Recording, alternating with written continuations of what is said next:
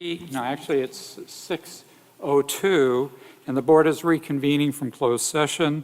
During closed session, the board took action to appoint Julie Stites as assistant principal of Sage Creek High School on a vote of 4-0. The board also took action to appoint Karen Knutson as assistant principal of Carlsbad High School on a vote of 4-0. Welcome, members of the public, board members, staff. Thank you for attending. As noted in Board Bylaw 9324, this meeting is being video recorded and broadcast via link on our website. The recording and broadcast may capture images and sounds of those attending the meeting.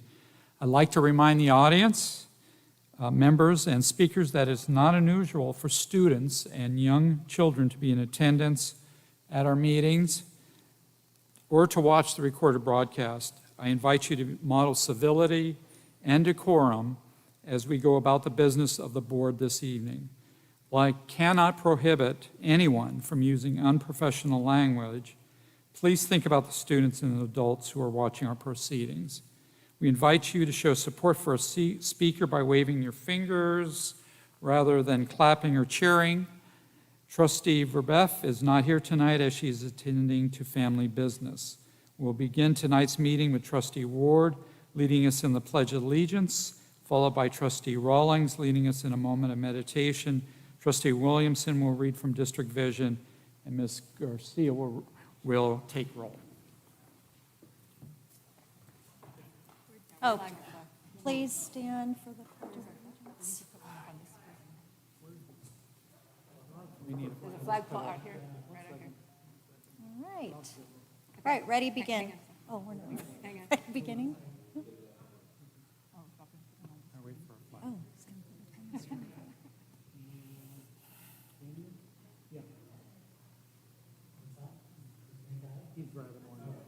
oh. Just bear with us. Thank you.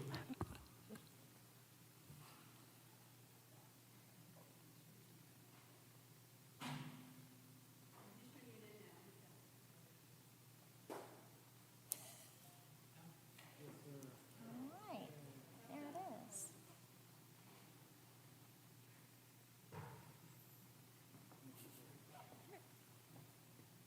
All right, ready, begin. Pledge allegiance to the flag of the United States of America and to the republic for which it stands, one nation, under God, indivisible, with liberty and justice for all.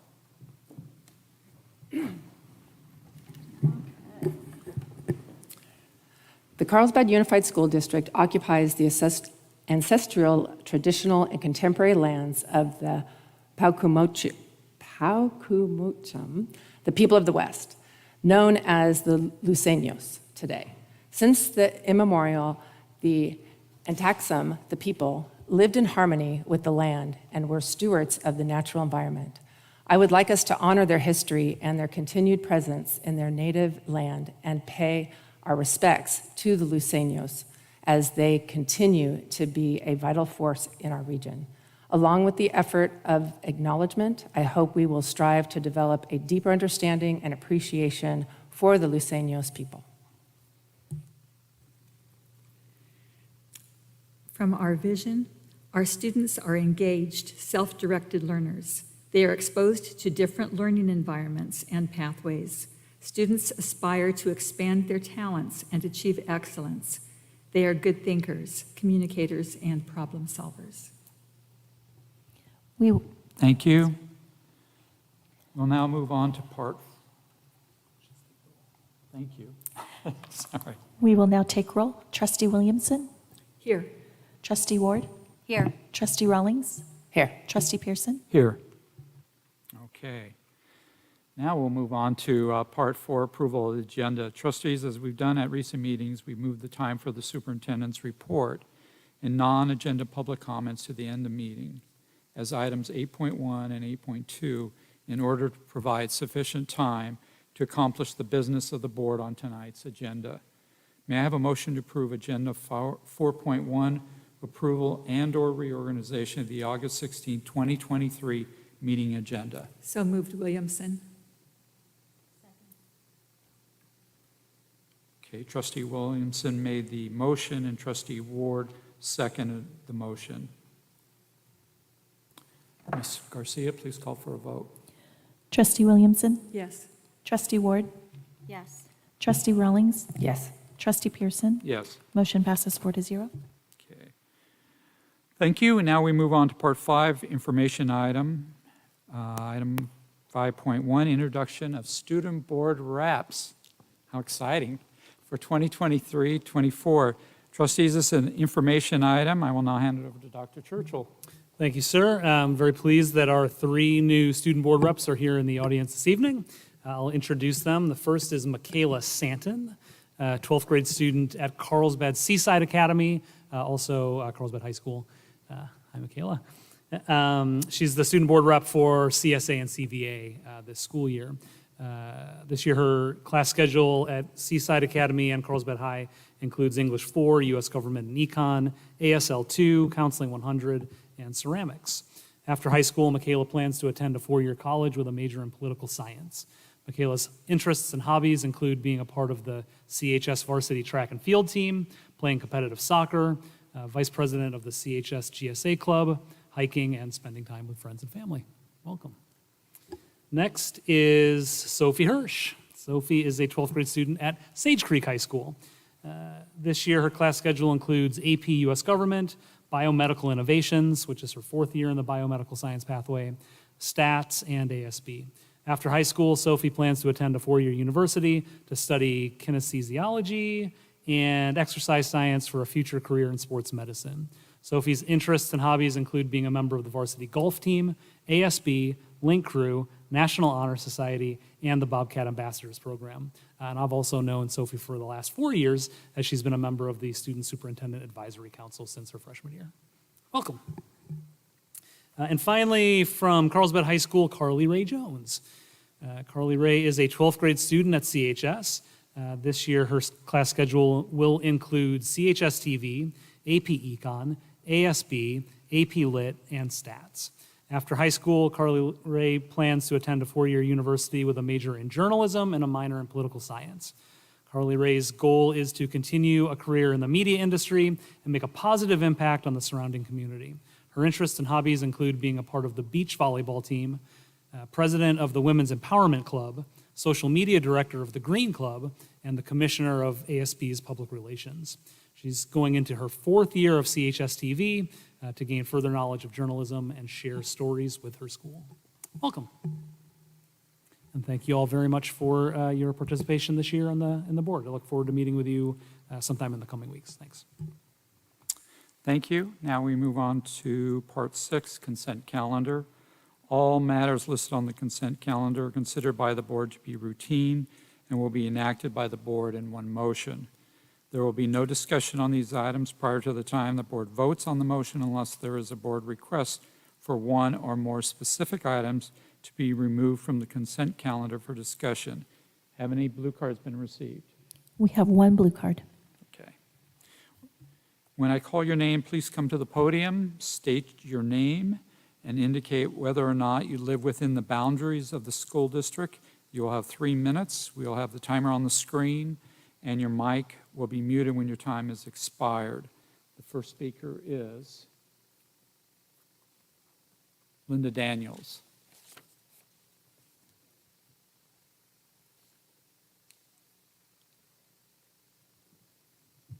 Good evening, trustees.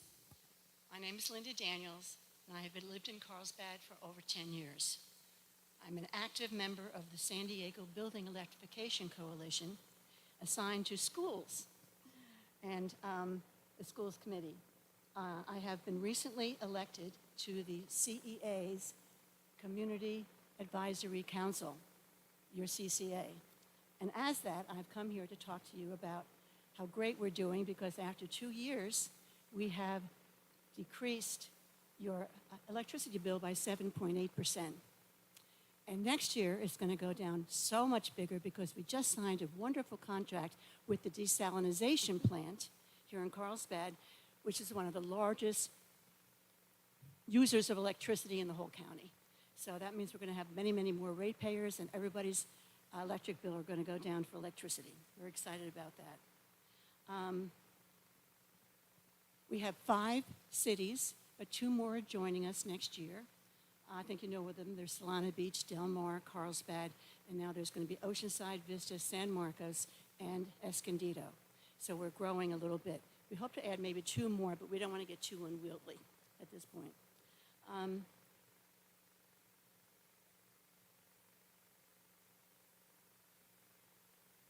You are currently on the 2nd level of the CEA, the Clean Energy Alliance. We have 3 levels.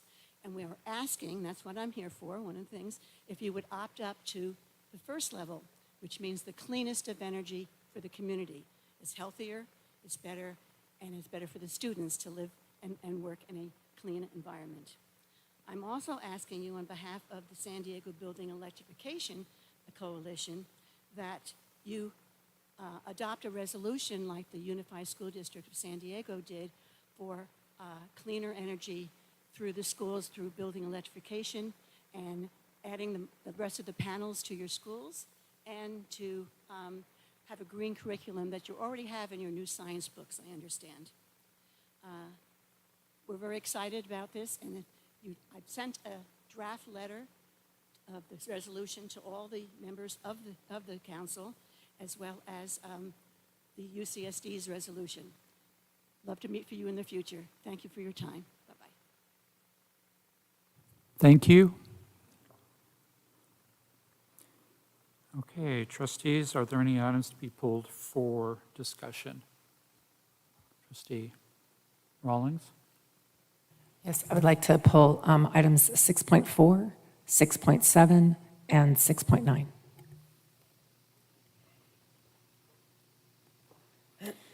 May I have a motion to approve the consent calendar with the exception of items 6.4, 6.7, and 6.9? So moved, Williamson. Second, Rawlings.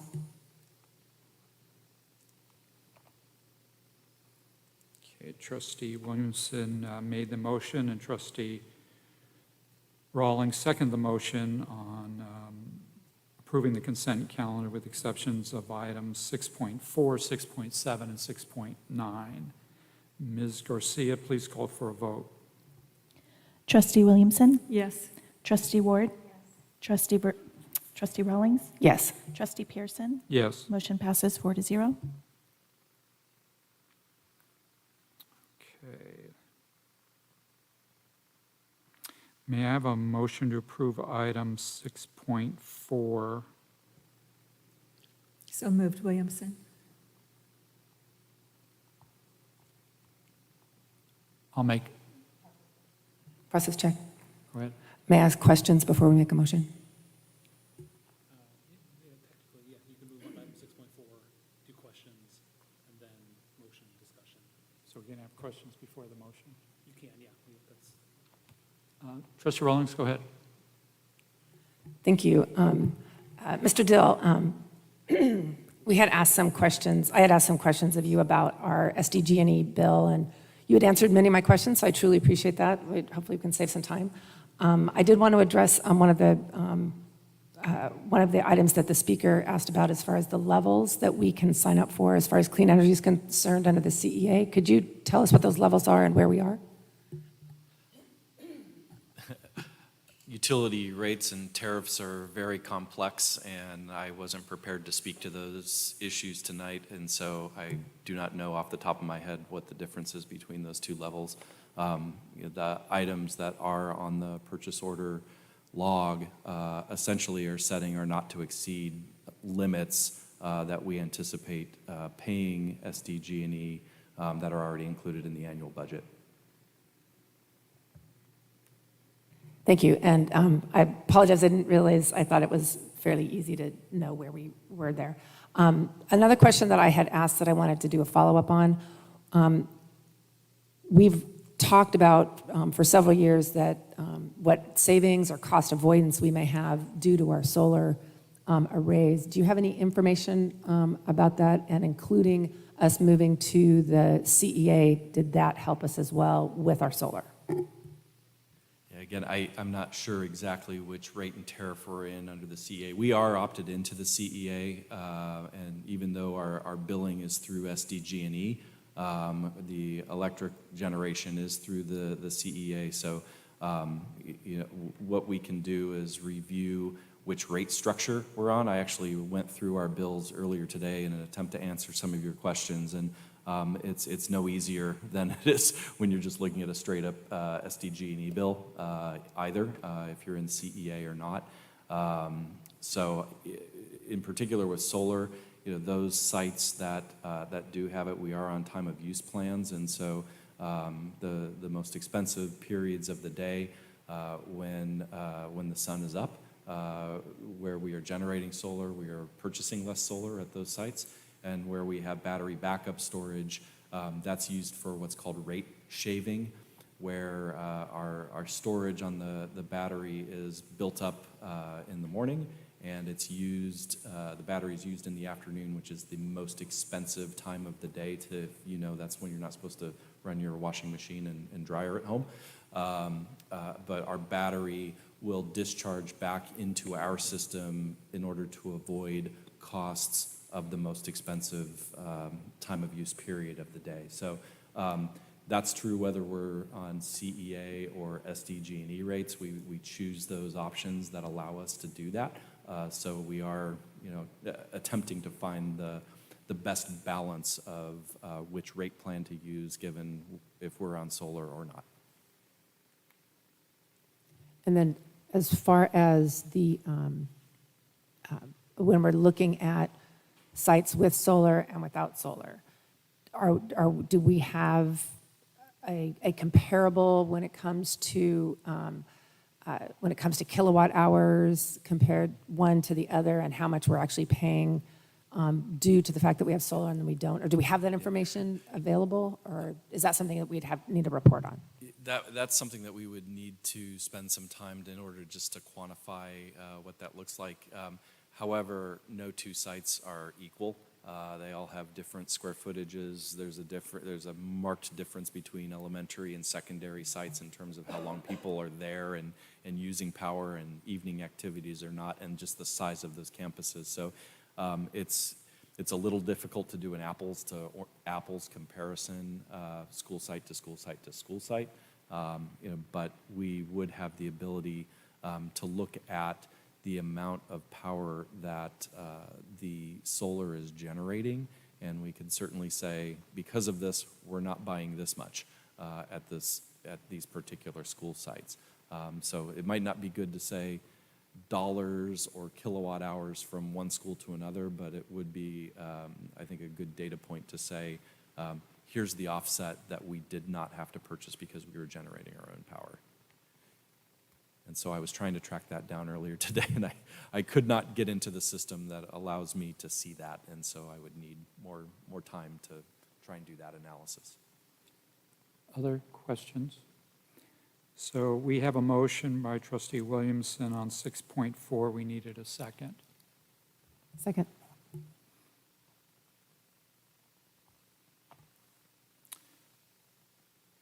I do this for each one? Or do we do a vote? So now discussion and then vote. Okay, so now we have open for discussion on this motion. Yes, Trustee Rawlings. Thank you. I want to see if my fellow trustees would be interested in a future agenda item where we could,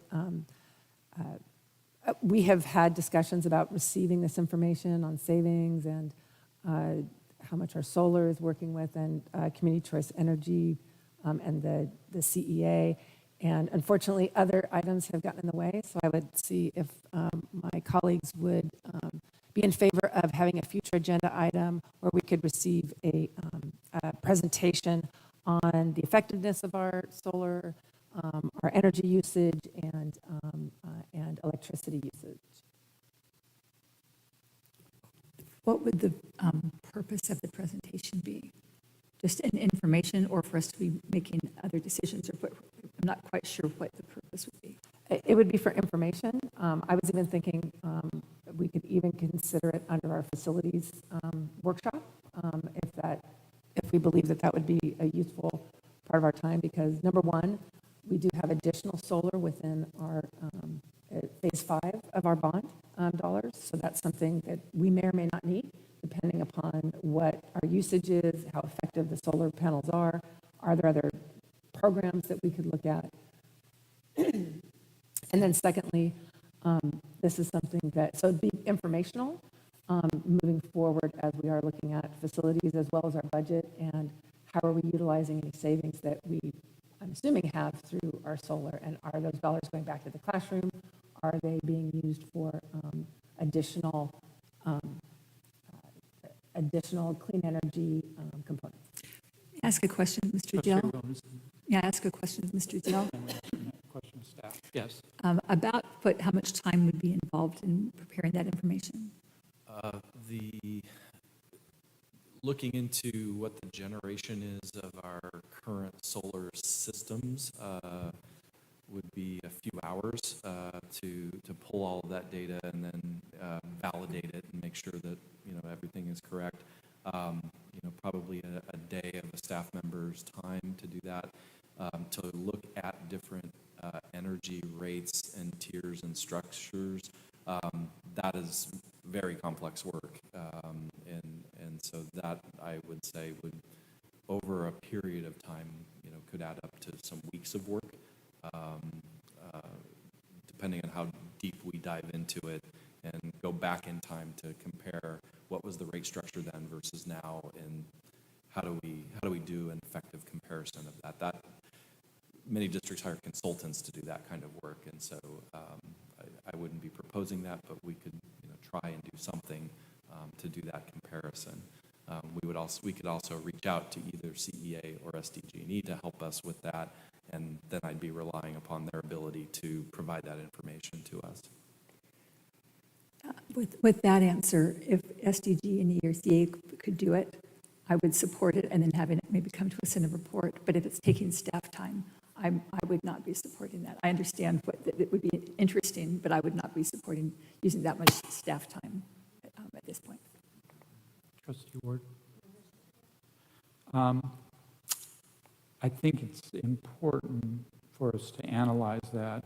If staff, Mr. Dill, if you think that there's some opportunities, either something that's actionable by the board that will change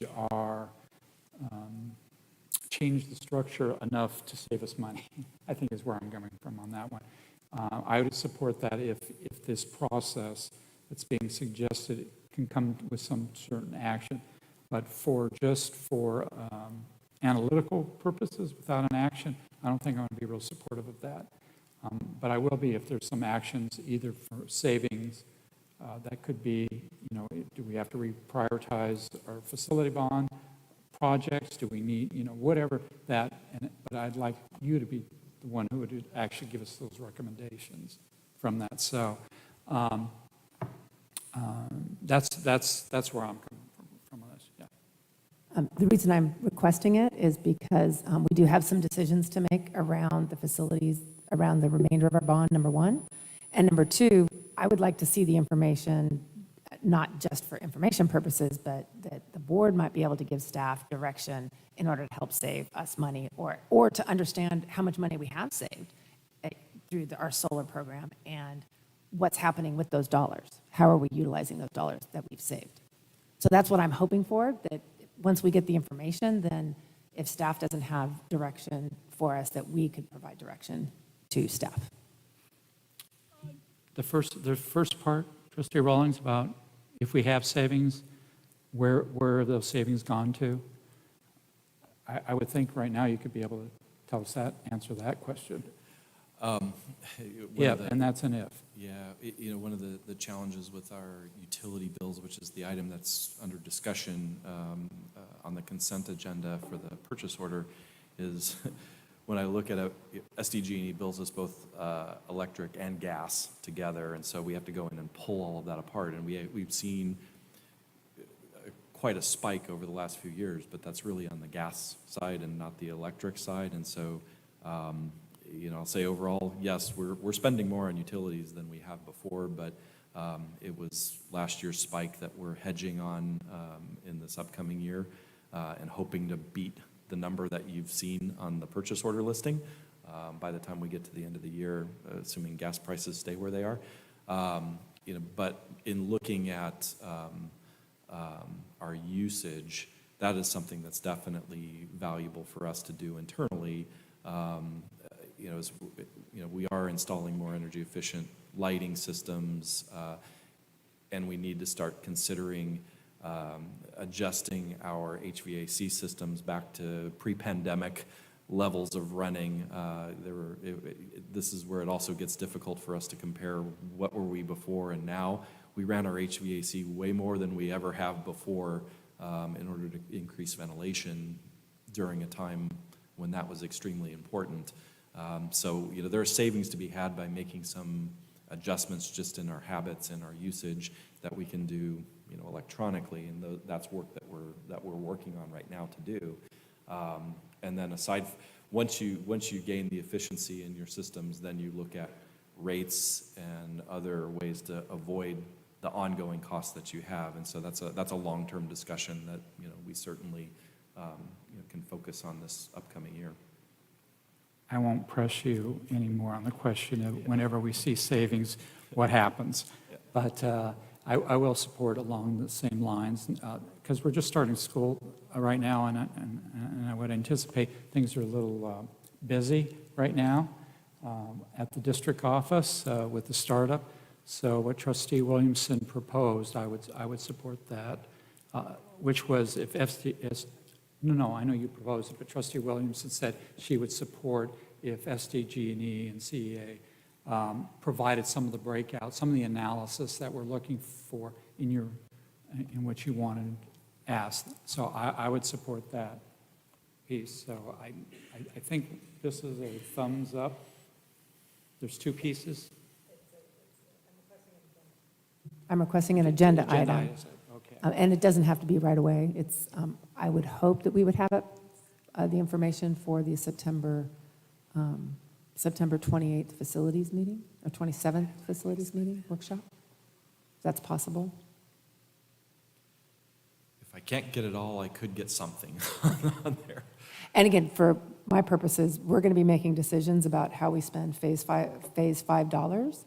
And right now, solar is in the phase $5, so I would at least want some information about that in order to help me make a decision on what we're looking for in those phase $5. What is the time frame where we start to have the discussions on phase 5 and we have to start making decisions when you're asking the board for action? Yeah, so our intent, and actually we're planning the agenda next week, Ms. Kimbrell and I, and so we're going to start outlining it, the topics for discussion for that late September meeting. Really what we wanted to do was give an update budget-wise where we are, and also address the cost escalation that we've seen in the last 2 years and what that impact could be on phases 3 and 4, and then laying the opening the discussion on what do we do about phase 5, and is it it's really a beginning of the discussion for that, but with the data in front of us on the cost escalation and how we would anticipate that to increase the costs of phases 3 and 4 if we were to apply those increases, and would there be room in phase 5 for some or all or none of the projects if we were to pull those dollars forward in order to accomplish what the board had considered higher priority projects back in 2018. So no actual decisions in terms of voting yes or no, but it is a workshop type of a discussion where we can, get feedback and take information, and that will help us as we start the process of determining our next issuance of bonds, which would either be, next spring or the following year, what the potential timelines could be, all or nothing for phase 3, phase 4, phase 5.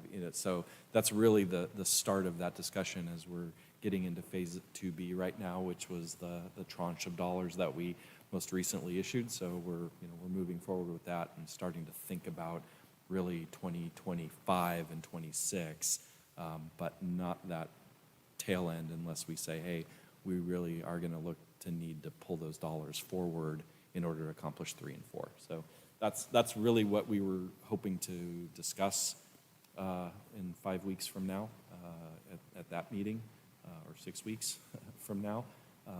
But as I said, next week we're starting to outline the agenda and presentation for those purposes. So depending on what kind of analysis or information you can get from SDG&E and CEA, will, to Trustee Rawlings' request, I mean, if he can, I mean, I think that'd be the natural place to, based on what you're requesting. I mean, I could see it being in a two-parter as well, where maybe we get the information prior to the workshop on the facilities component, and then later on down the line, we could get more information on the overall electrification and our rates and how that folds in. I would be open to that as well. Okay. So that's a little different than what you originally I'm trying to be said. flexible so we can What would you move like, on. what would you request from the trustees, from the board right now, and see what kind of thumbs we get for that? I'm trying to meet your interest, Trustee Pearson. And therefore, I would be willing to, I would be willing to go with whatever you're interested in, or how we can work together to, where I can get a report and have information, so I feel comfortable in what our savings is, where the dollars are going, and how to move forward on our facilities. Whatever that looks like, and you're willing to agree to, I'm willing to agree to as well. No, I'm in principle. I just didn't want to take away from priorities of what their workload is right now. What if the board agrees to direct us to bring back this information, I'll endeavor to get as much as I can as soon as I possibly can. I might have to come back and say we're still not done there. I will say it in the next board meeting, we will have unaudited actuals to present. And so one of the pieces of information that I could include in that presentation would be all-in utilities last year, now that we've closed the books, to what did we spend the prior year. Maybe not a breakdown between gas and electric, but all in. What's the trend been for that total cost? Because we'll know with certainty what those dollars were by next month for the full fiscal year last year. So that might be a data point you'd be interested. We certainly could do that, but it might not break it down to solar sites versus non-solar sites, because that would take some more work to pull that apart. Okay, with that information, then you're flexible on when that's going to be presented, as long as we're not going to make decisions on phase 5. Is that what I hear you say? Yes, Okay, I just want to make sure I'm. because prior to the workshop, I'll be asking these same questions, so I can be an effective participant in the workshop. Okay. Other trustees, I mean, I know we've been dialoguing, but I want to make sure, before we say thumbs up, what are we doing thumbs up for? So what are you asking on thumbs up for? I'm a little bit confused as far as what is being requested. Go ahead. What's being requested is a two-part report, one prior to the facilities workshop and connected to the unaudited actuals that would do a breakdown of utility bills and comparison to last year to this year. And then in a future agenda, we could be more expansive on our use of electricity comparison from solar to non-solar sites. But there would be no rush on that agenda item. And that if CEA and or SDG&E can provide analysis for those, that would be optimal. Okay. So, is everybody clear? So I would support showing a comparison between last year's electricity SDG&E bill and this, and for the last 2 years, that, because I believe Mr. Dill said that we'll have that information. It won't necessarily be broken down, but we can certainly show 2021, this was it, 2020.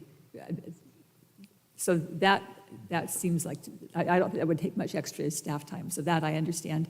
And then the rest, as long as we're not directing him to spend days finding data, he would instead reach out to SDG&E and say, can you do this? And then give it to us, not necessarily as an agenda item, but maybe as a report, and then if there is a need to have an agenda item, then somebody could make that request. I would support that. Okay, so am I hearing 4 thumbs for that? Is staff clear what the request is? I'll also say I can look back in the files. My predecessor may have maintained on what the anticipated savings were based off of the usage in 2018 and 2019, and Mr. Wright was very detailed. So I'm hoping I can find something that points back to a baseline, and if we can build off of that baseline, that's something that I'm interested in as trustees are as well. Great. Okay, let's move on. 6.7. You had questions on 6.7? Have we voted on 6.4? We never voted on 6.4, so thank you. Thank you. I'm just trying to move so fast here. I better slow down. Okay, here. So we have a motion to approve 6.4. Ms. Rossi, you want to take a roll? Trustee Williamson, Yes. Trustee Ward, Yes. Trustee Rawlings, Yes. Trustee Pearson. Yes. Motion passes 4-0. Okay, now 6.7.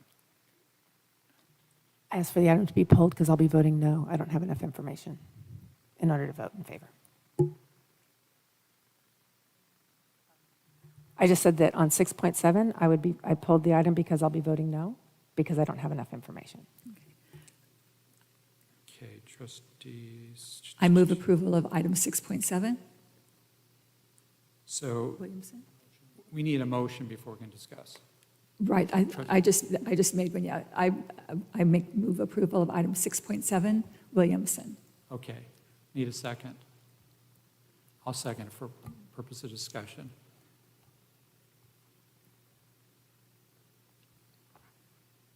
You already said, any other further discussion? Okay,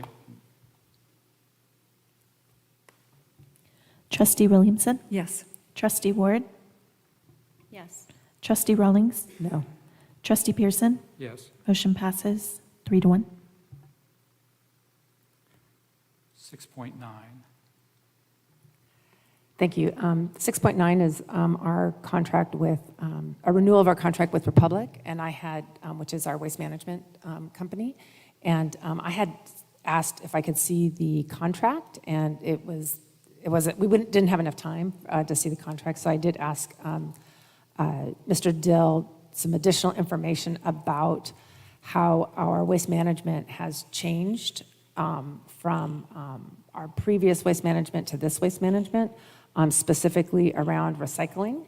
As you'll recall, we've had issues with recycling, and to my knowledge, I don't believe we ever had a complete recycling program in our high schools, and so I wanted to get some more information from Mr. Dill. So, Mr. Dill, could you describe our recycling program now under Republic and how that relates to our current contract? So this is renewal of our existing contract, and we always have had recycling at all of our sites, including our high schools.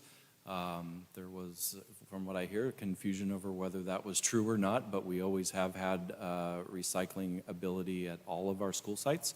Over the last year in particular, we added organic waste recycling or diversion. So now we are capturing our food waste and diverting that into the composting landfill and not the general landfill. So that's something that was added with Republic over the last year. Over time of this current contract, we have reduced the number of our bins and dumpsters for general landfill use and replaced those with recycling bins, and so our pickups of recycling have increased over time. I actually, completely separate from the questions that were asked from me, I had a discussion today with a representative from the city of Carlsbad who says they are working on information on our waste diversion over time, and that they have definitely seen an increase in our diversion from the landfills, and so they don't have the finals on that, but they're working on getting that information to us. So that was just coincidentally timed that conversation happened today. They are certainly, from the city who oversees, waste in general, even though we have a separate private contract with Republic, they're seeing those results as well across the district. So, again, we have the ability, we have the separate bins, we have the separate dumpsters, all to capture the appropriate amount of waste. We had Republic come to our custodial in-service 2 weeks ago, and they did a special presentation for all of our custodial staff on ensuring that all waste is properly captured in the proper containers, because that helps them as they take things to whichever is the appropriate facility to make sure that it's not contaminated with unauthorized waste. So we have done that training with our frontline staff who are responsible for making sure that we're doing this, and their supervisor and director was part of those discussions as well, so they're fully aware of their responsibilities to make sure that this program is implemented and ongoing and continues to increase and thrive. Mr. Rawlings? And do they provide training for our nutrition staff as well as some other staff as far as how to have even less waste and ways to recycle or use different items, so we're composting instead of recycling, or reusable materials? Do they provide that type of training?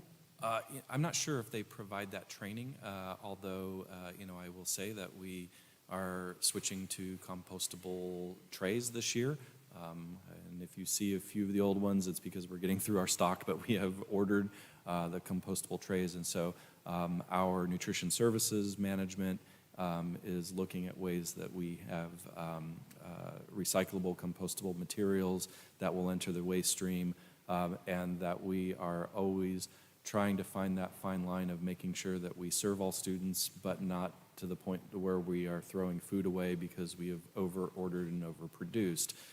So we're always trying to find that correct balance of what's the demand at each school site on a daily basis.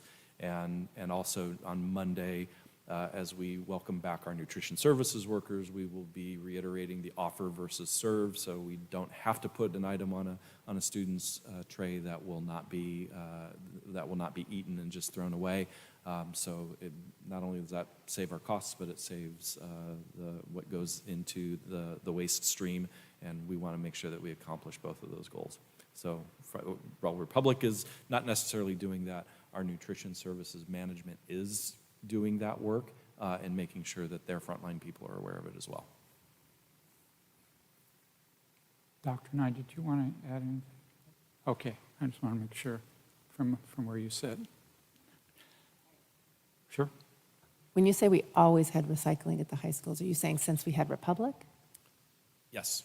Okay, and we've only had Republic for a year, correct? No, this is the third year of this. So since we've had Republic and it's third year, very good, okay. Yes, yes. And so just to be clear, they also provide the bins for the classrooms as well, the recycling and the non-recycling? Not the in-classroom waste bins, but we will get some of the outdoor from them, and of course where we put the waste, that's labeled for the appropriate, and of course that's their equipment, their dumpsters and things. So. Okay. And I didn't ask this in advance, but are we still receiving a grant to provide the in-classroom bins? That is winding down, and so that was the purpose of the city's phone call to me today, to say that that program is winding down, and it'll officially be the handoff to us with no further assistance from the city, which I said that's okay because we've got all of this in place, and we've got the great rapport with Republic, and so it was a very good conversation that we had with them today. Thank you. Okay. So we need a motion on 6.9. Move approval of item 6.9, Williamson. Second, Rawlings. Okay, any discussion?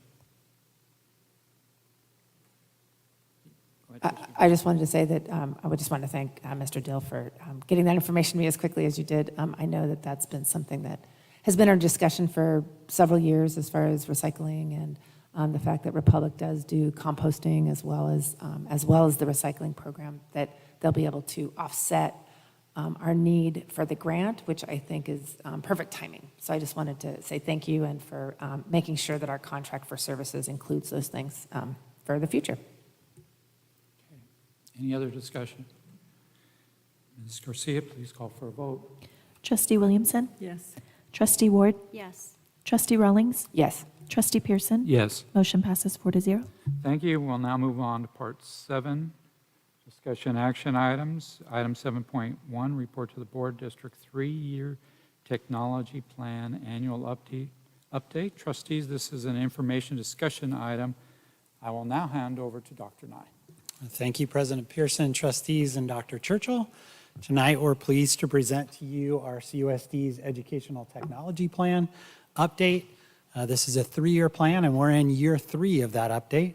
I'm joined by Director Allen tonight, so we're pleased. I just realized that this is probably his introduction to you all. He's been with us for the past year in this capacity as a director, but prior to that, he was a teacher on special assignment, as well as a teacher at several of our school sites.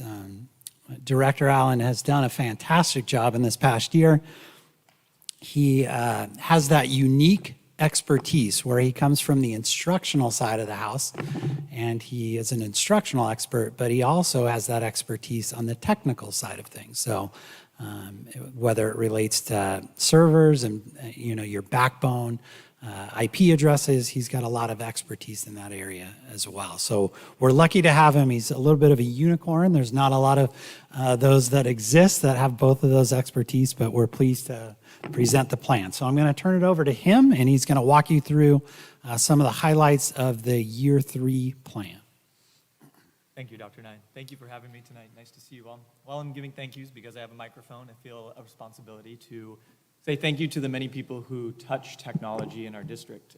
As I prepared this and as I see every day, so many hands go into making sure that at the end of the day, it's all functioning well. So thank you, construction, M&O, fiscal, purchasing, our IATs, our LMTs, obviously the tech department. And I would, of course, be remiss not to thank our teachers, because at the end of the day, we keep it functioning.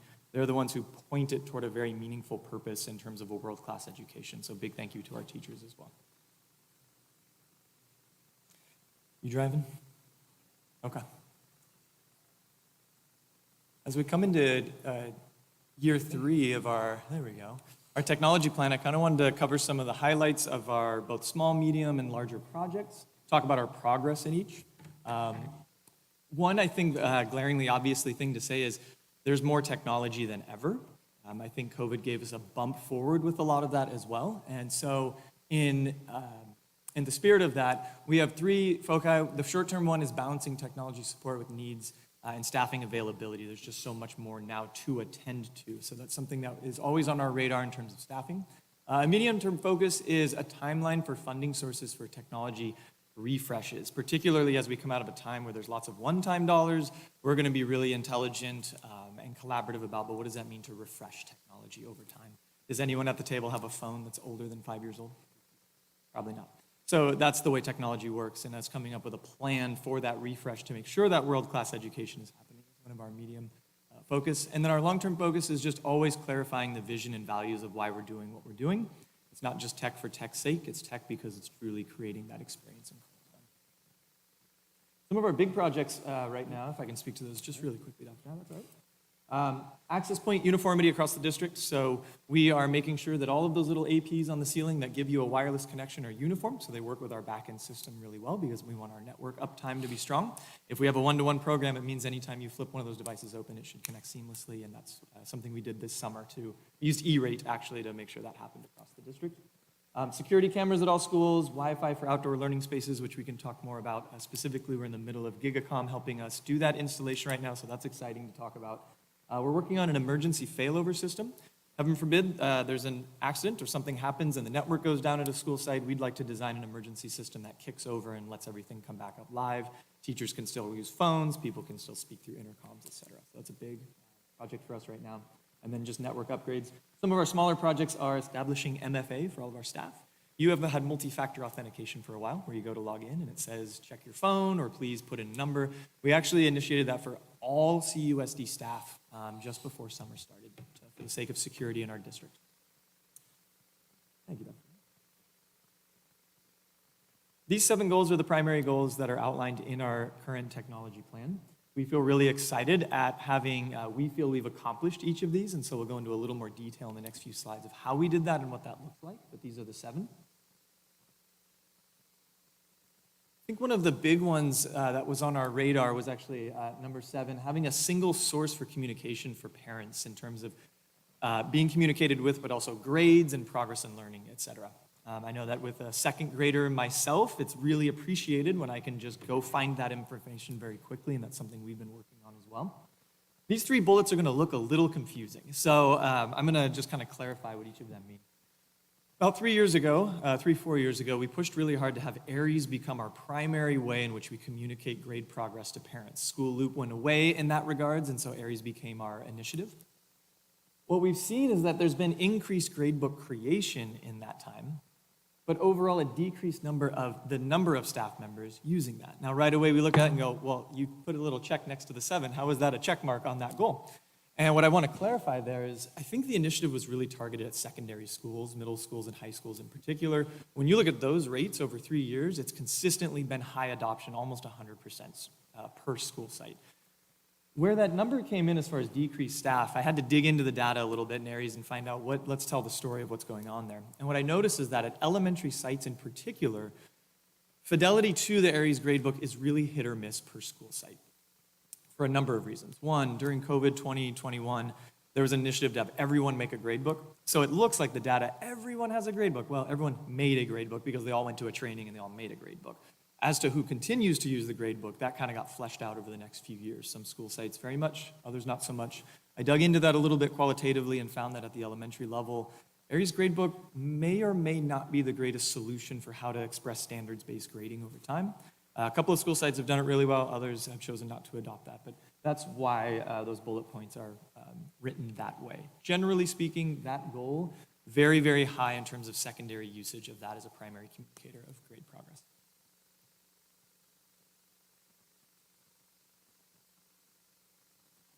The first goal is students will use technology in all content areas, leading to increased engagement and achievement.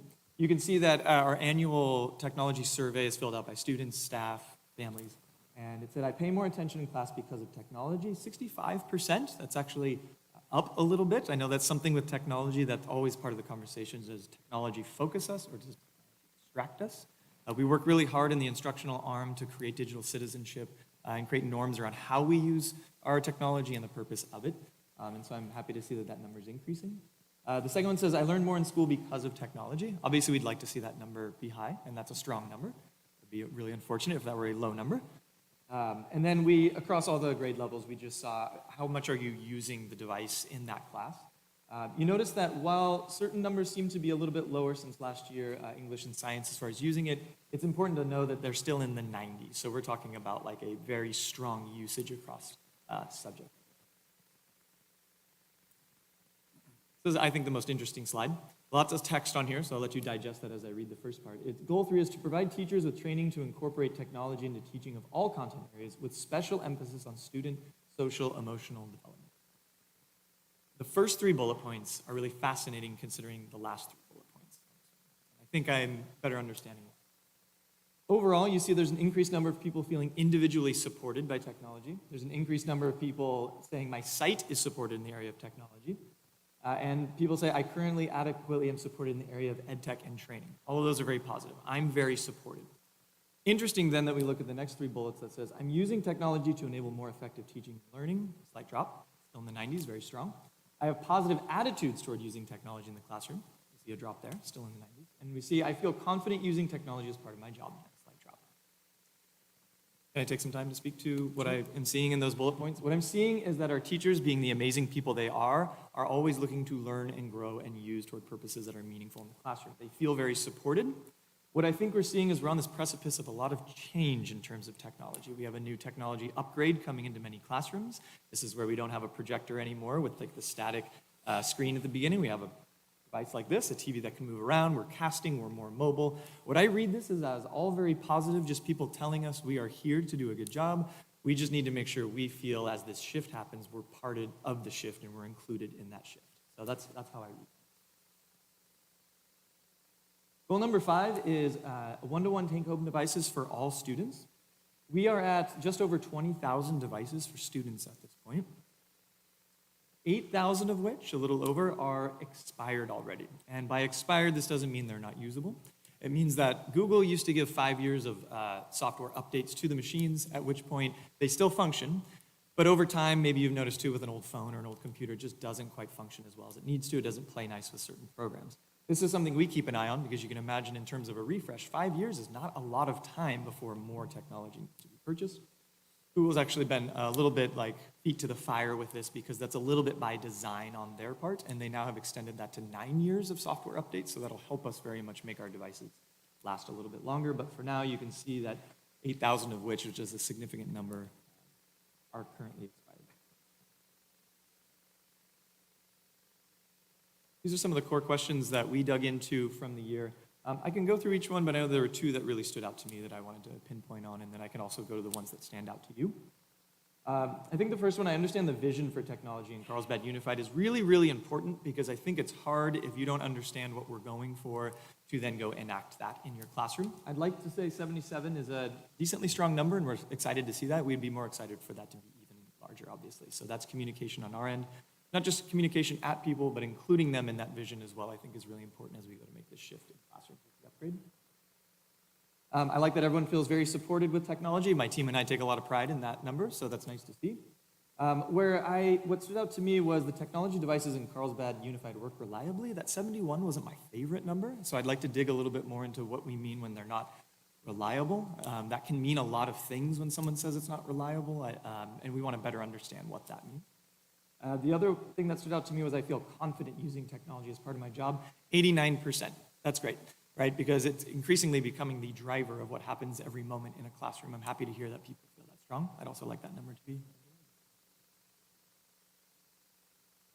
So now as we go into this next phase where we get a chance to draft the technology plan going into the next 3 years, we're in a really exciting time, I think, because we went from an implementation phase, make it happen, to I think what's going to be called an impact phase. We've proven we can make it happen. We've proven we can do a one-to-one. We've proven we have the infrastructure, albeit needing a little more bolstering to make it all function. Now it's, but what is all of it doing and what is the impact of this initiative? And I'm excited to include that in our plan.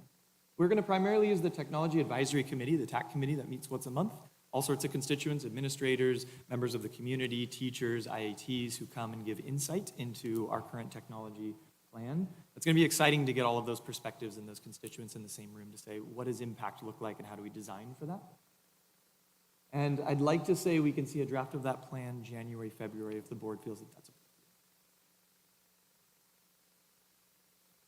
Doing that thing teachers aren't supposed to do, right? I'm just talking at you a lot. So I'm looking forward to the chance to get questions back my way, but I do want to touch on one more thing.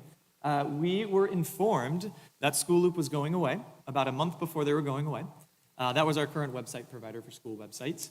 Oddly enough, their competitors let us know before they did, so clearly things were moving very quick for School Loop. But to the really credit of our team, how quickly we moved, and vendors obviously gave us their presentations. We ended up going with Smart Sites because of the integration with ParentSquare, which we already, it was so fundamental in our district, so that'll be really nice. ParentSquare actually owns Smart Sites. The migration went pretty well, all things considered. We had some issues where GoDaddy, our current web host, couldn't point our old links toward the new site, and so we were having a little bit of issue there. We did some learning to find out that when you have a .us, like a government URL, GoDaddy has a little bit of trouble just easily pointing things. One learning for us from there is that going forward, no matter what, we will always tie links to the domain we own. We didn't own School Loop. We were renting it, basically. We own carlsbadusd.net, and so going forward, we will always connect everything to that no matter where we go from here in terms of a website, and so that will be smoother. So that was a good learning experience. And a real credit to, I want to call out Sharon Merchant, our web developer, for all the work she's done to make sure that that transition has happened as smoothly as possible.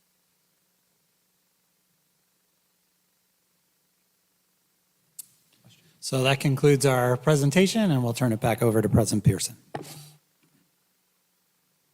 Thanks, Rob.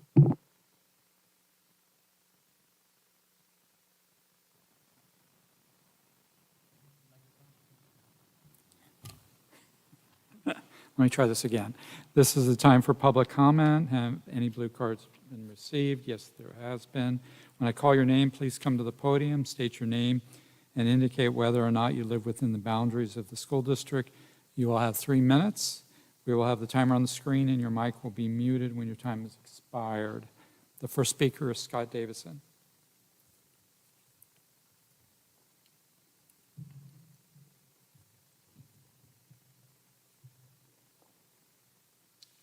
Good evening. My name is Scott Davis, and I live within the district. I just have a few quick comments on our technology plan, which is to ask the board if the board thinks that the questions we're asking about the technology plan really help determine whether technology is beneficial to students and learning. The questions seem to ask the students and staff if they think technology is useful, but they don't actually determine if learning is actually improving for those students. As many of us know, technology was a complete failure for many students during the pandemic. What are we doing to truly evaluate whether or not technology is a help or a hindrance to our students' abilities to learn? Do we have some classes taught with technology and some without to compare whether or not students improve more or less in different scenarios? These are the questions we should be asking about technology and its use in our classrooms. It would also be helpful to understand the cost of our technology programs. We have thousands of devices that are expired, even though they are likely fully functional. Are we required to replace them? And then are there options for providers which will not preemptively expire before the end of their shelf lives? As an example, I'm reading from a 2015 MacBook Pro, which is now 8 years old and still fully functional.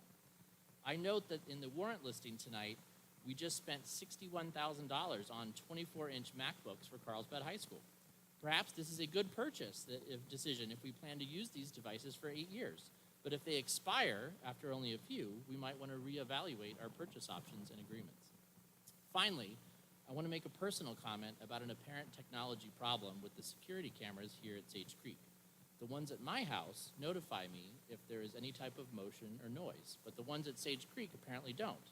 It would be nice if we could look into an upgrade so I don't have to call the police at 1 a.m. to report a break-in to this very room, which I could hear and see all the way from across the canyon. Thank you.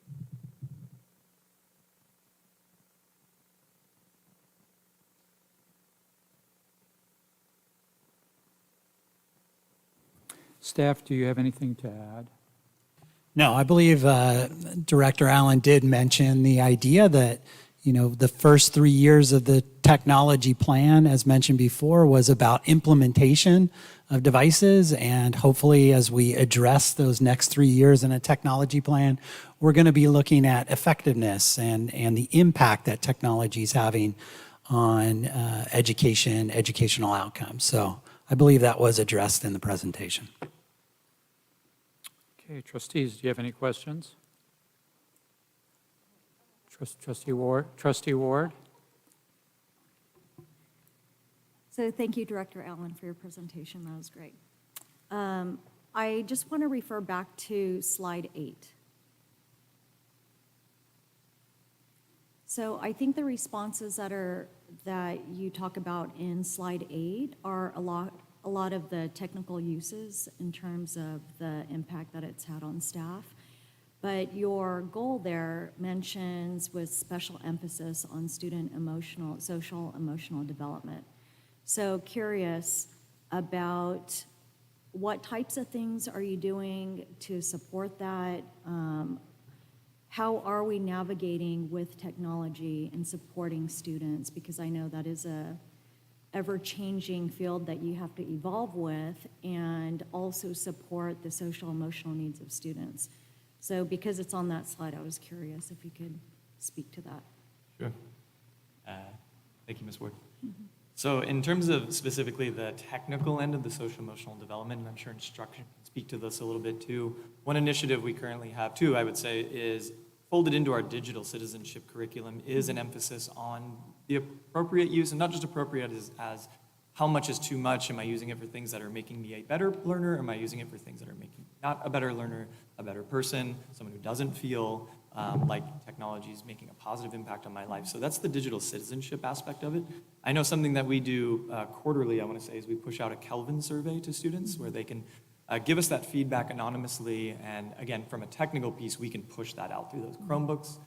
There was a question about what about students who bring their own device? They still very much have access to the Kelvin survey. It doesn't pop up as automatically because they don't manage their devices, but they have full access to it in their Chrome browser.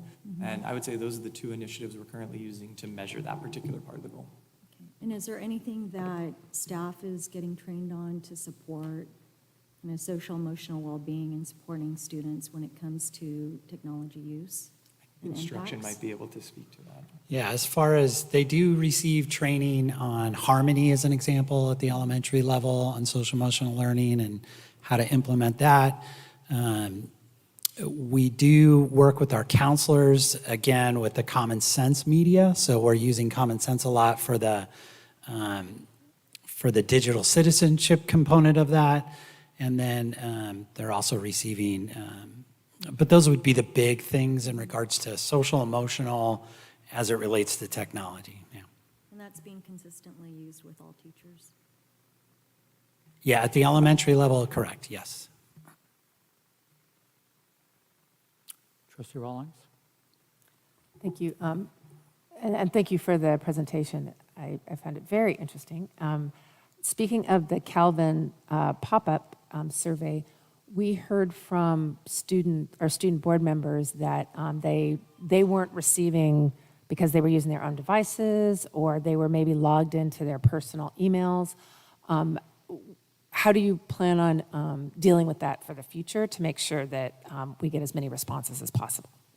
Yeah, thank you for that. I think that's a communication thing. I think it was just unaware that when you log in, even on your personal device, if you're logged into Chrome with your student account, that's where those little extensions come across the top, one of which is Kelvin, that a student could click on any time, and if there's an available survey, that will come up as well. I just think there was lack of awareness, given that typically it just pops up, and so I think everyone assumes, oh, well, it never popped up on my computer, I must not have access to it. So I think we could do an improved job of just communicating that out, probably to teachers, because it tends to be an orchestrated time that the students do it, and so that would be a nice way to make sure that everyone has access to it. What's also nice is that in a one-to-one environment, in those unique situations, let's say for some reason that MacBook wasn't going to work with that, every student's guaranteed access to a device to be able to take that survey.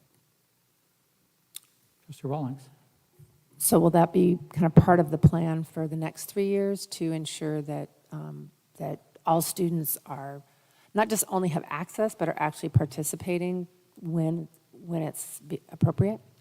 I believe so. I believe to make that data increasingly meaningful, then we would like to have as full fidelity to it as possible. And if that's a communication thing on our end, we can certainly include that in the plan. Yeah, and it could also be a training component as well, that we need to increase training with teachers around Calvin as well. So I would imagine both of those things would be baked into the new plan. Trustees, any other questions? I have a couple. Do you report out failure rates and outage reports? I didn't see anything about, I did see in slide 11, the network works reliably. I think that was like 65%. Yes. So like that, so just in terms of that number, how that all builds into that number. Yeah. That's actually a really interesting one because perception's very important. If you look at our AT&T Business Center, the downtime for the network over the year, or the uptime, I should say, is like 99.2. I mean, very, very high. How interesting then that when people are in this critical moment of teaching, any hiccup feels like 65% of the time it's working, right? Even when you can show that's not, I don't want to say not true, but it is up. But what's key there is better understanding from our teachers and our staff members. When you say reliability, that could mean a lot of things. That doesn't mean the network went down. It means my phone disconnected from it and I'm supposed to be on the staff network, right? Because there's a setting that says it renews the lease every couple times.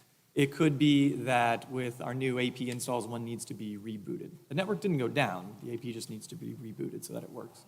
I think the 99.2% is a really great number. I'm proud of that. I think the 65 is a more important number because at the end of the day, our teachers need to know when they walk in rooms, things are going to work, and when they don't, there's a reliable mechanism to very quickly make them work. And so that's where our ticketing system comes in.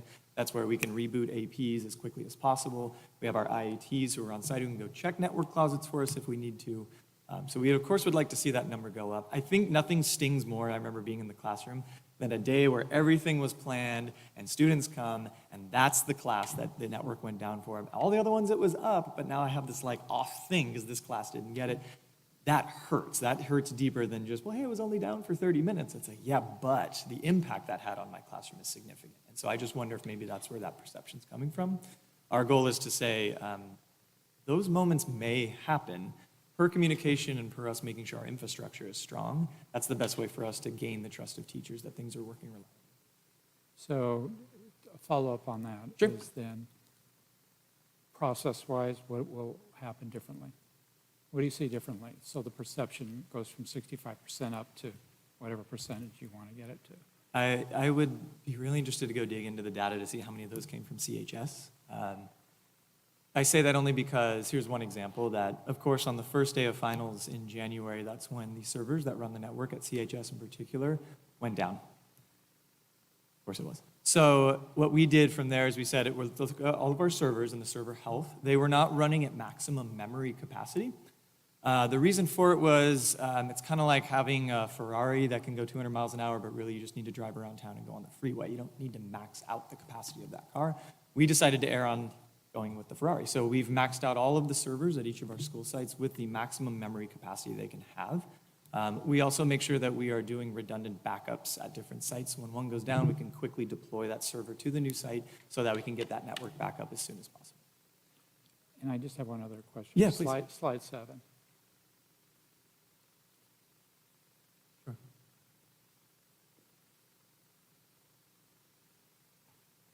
Thank you.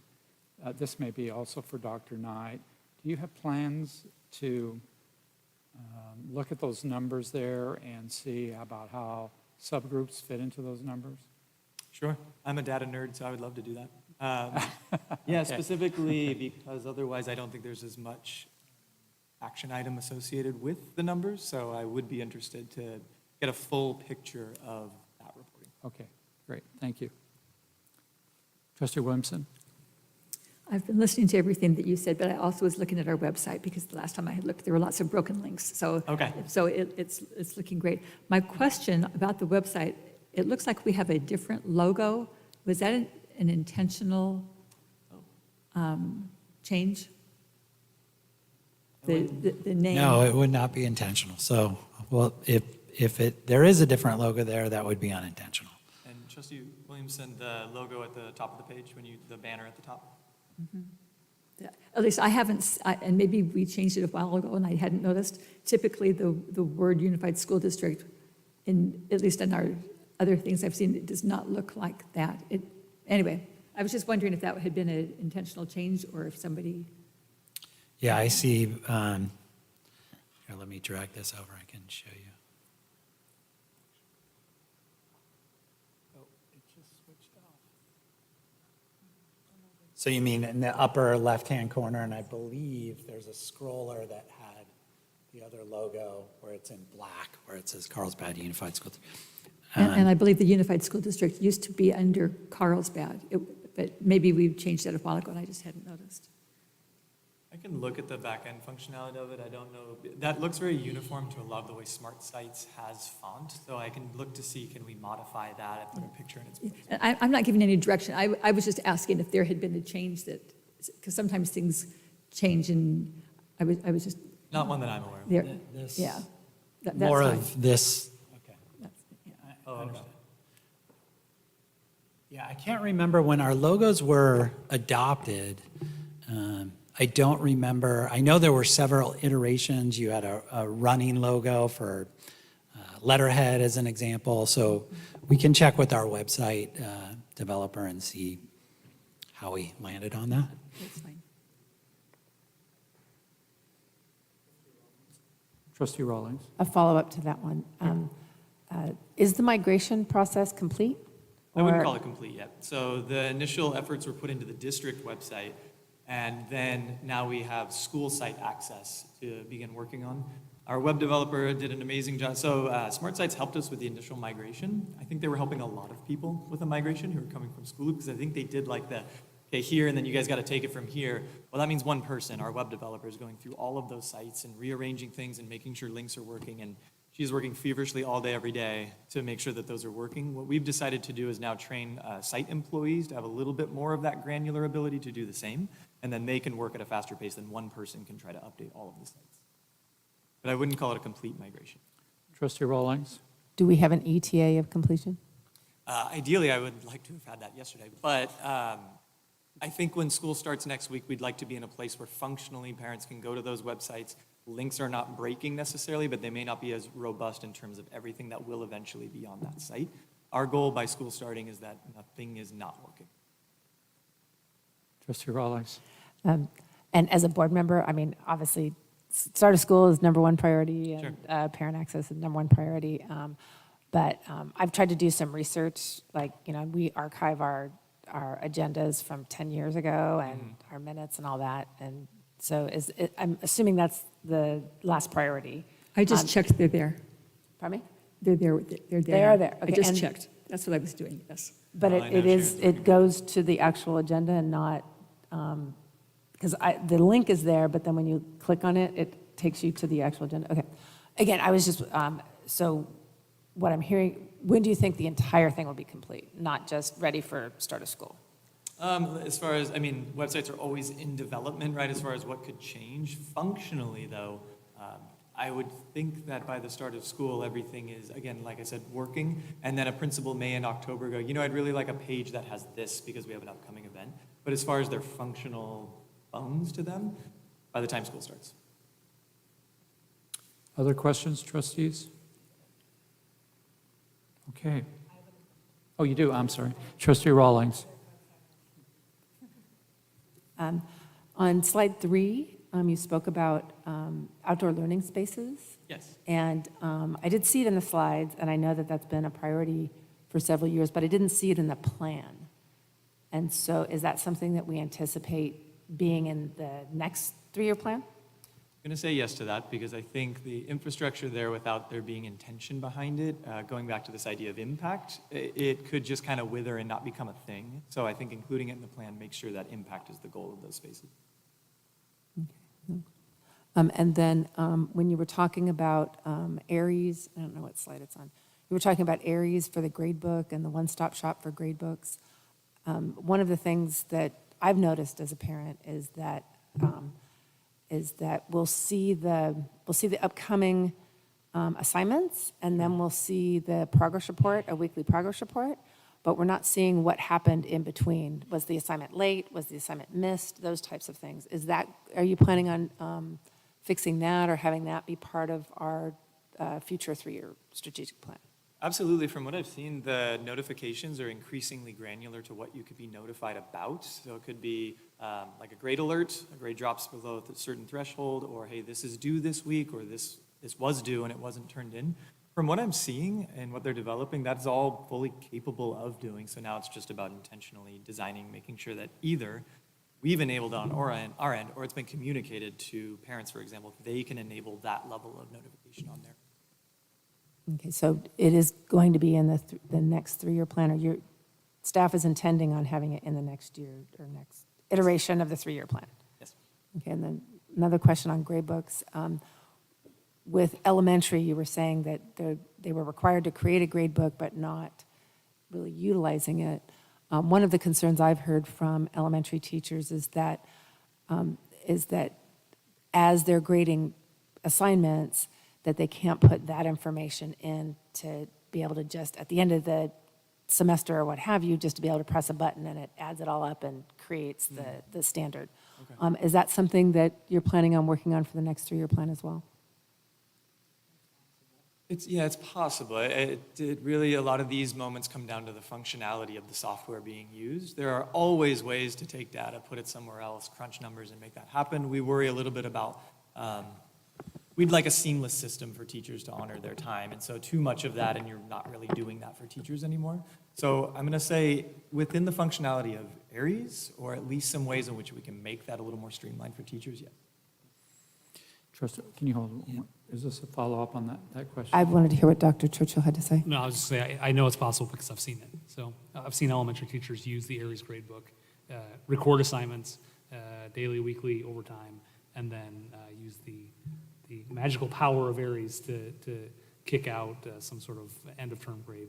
Obviously, they then use their own expertise to make determinations about how to record that. But, yep, it's totally possible. Go ahead with follow-up, unless Trustee Williamson had. Okay.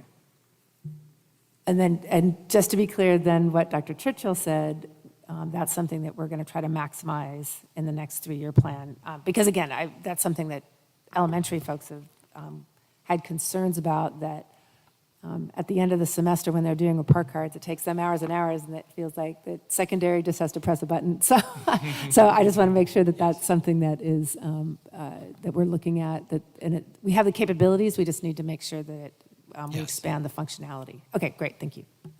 Trustee Williamson.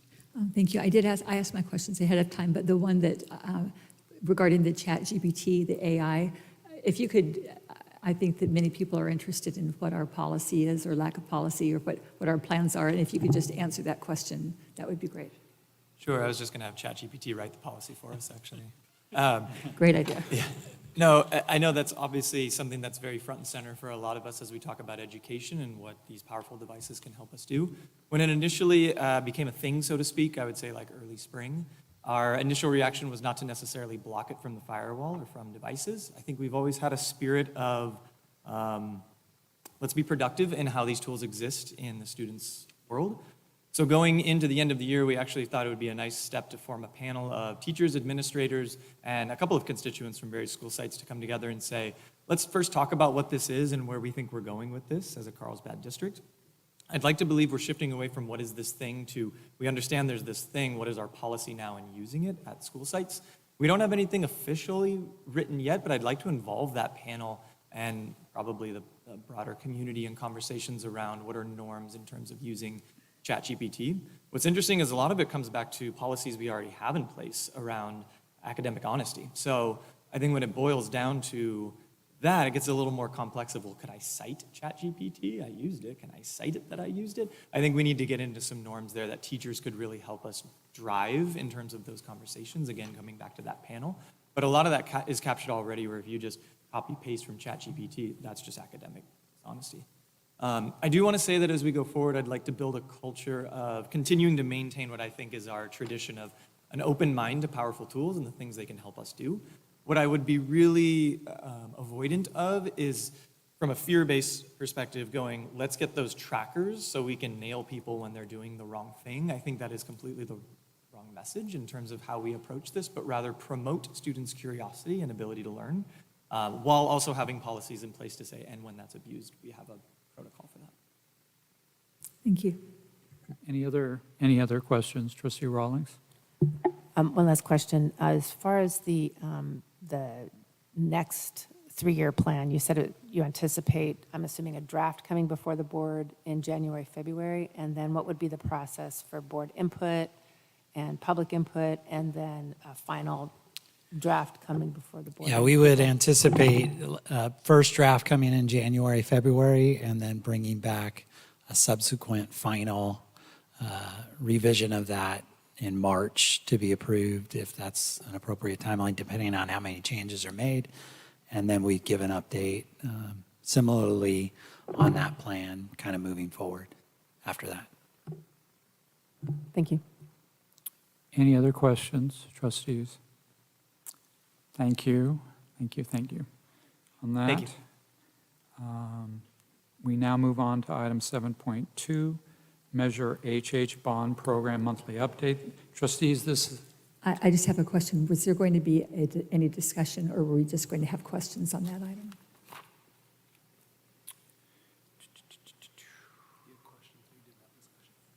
you're right, I keep moving, trying to move. You're right, we need to have discussion. Trustee Williamson. I don't have anything to say. I just wanted the opportunity. I just Trustee wanted to follow Rawlings. our policy. No, I just wanted to say thank you for the update on the plan, and for and also the ability for the public and the board to chime in on additions, because I agree with you, Trustee Williamson. I think that we do need to have an area that talks about ChatGPT. We may want to even change some of our goals based on new technology and those types of things. So I'm hoping that we as a board can have, and the public can have, as much input as possible in order to create the next 3-year plan, because things do change so quickly that I think it's going to be more than just moving around a few paragraphs and that sort of thing, in my opinion. I'd just like to add one other comment, and it's really towards, hopefully my colleagues here would feel the same way, is that, that the perception in the classroom about failure becomes part of the goal to improve that perception. So we have teachers going, oh, this is great technology and it does work and it's there when I need it and I don't have to explain to students, whatever the reason is, something's not working, particularly if it's a certain teaching that they're having that's real critical to do that. So I'm just hoping my colleagues here would see the same thing when we get into the goal setting and the next 3-year plan. Anything else? Okay. Now we'll move on to 7.2, Measure HH Bond Program Monthly Update. This is an information discussion item. I'll now hand over to Mr. Dill. Thank you, and we are now returning to monthly bond program updates. So as we are just a few days away from school reopening, I will say that our construction crews have been very busy over the summer. Some of you got to see that firsthand last month when we had the Independent Oversight Committee tour. I know several board members attended for all or part of that as they were able to. And that is always my favorite meeting of the year because you can actually see physical, tangible things that are happening. And so not only did we have board members, we had our IOC members. I see Shauna Hurst in the audience, who is one of our representatives, and Ms. Wells, who is a parent leader, joined us for part of the tour so she could see what was going on at Valley.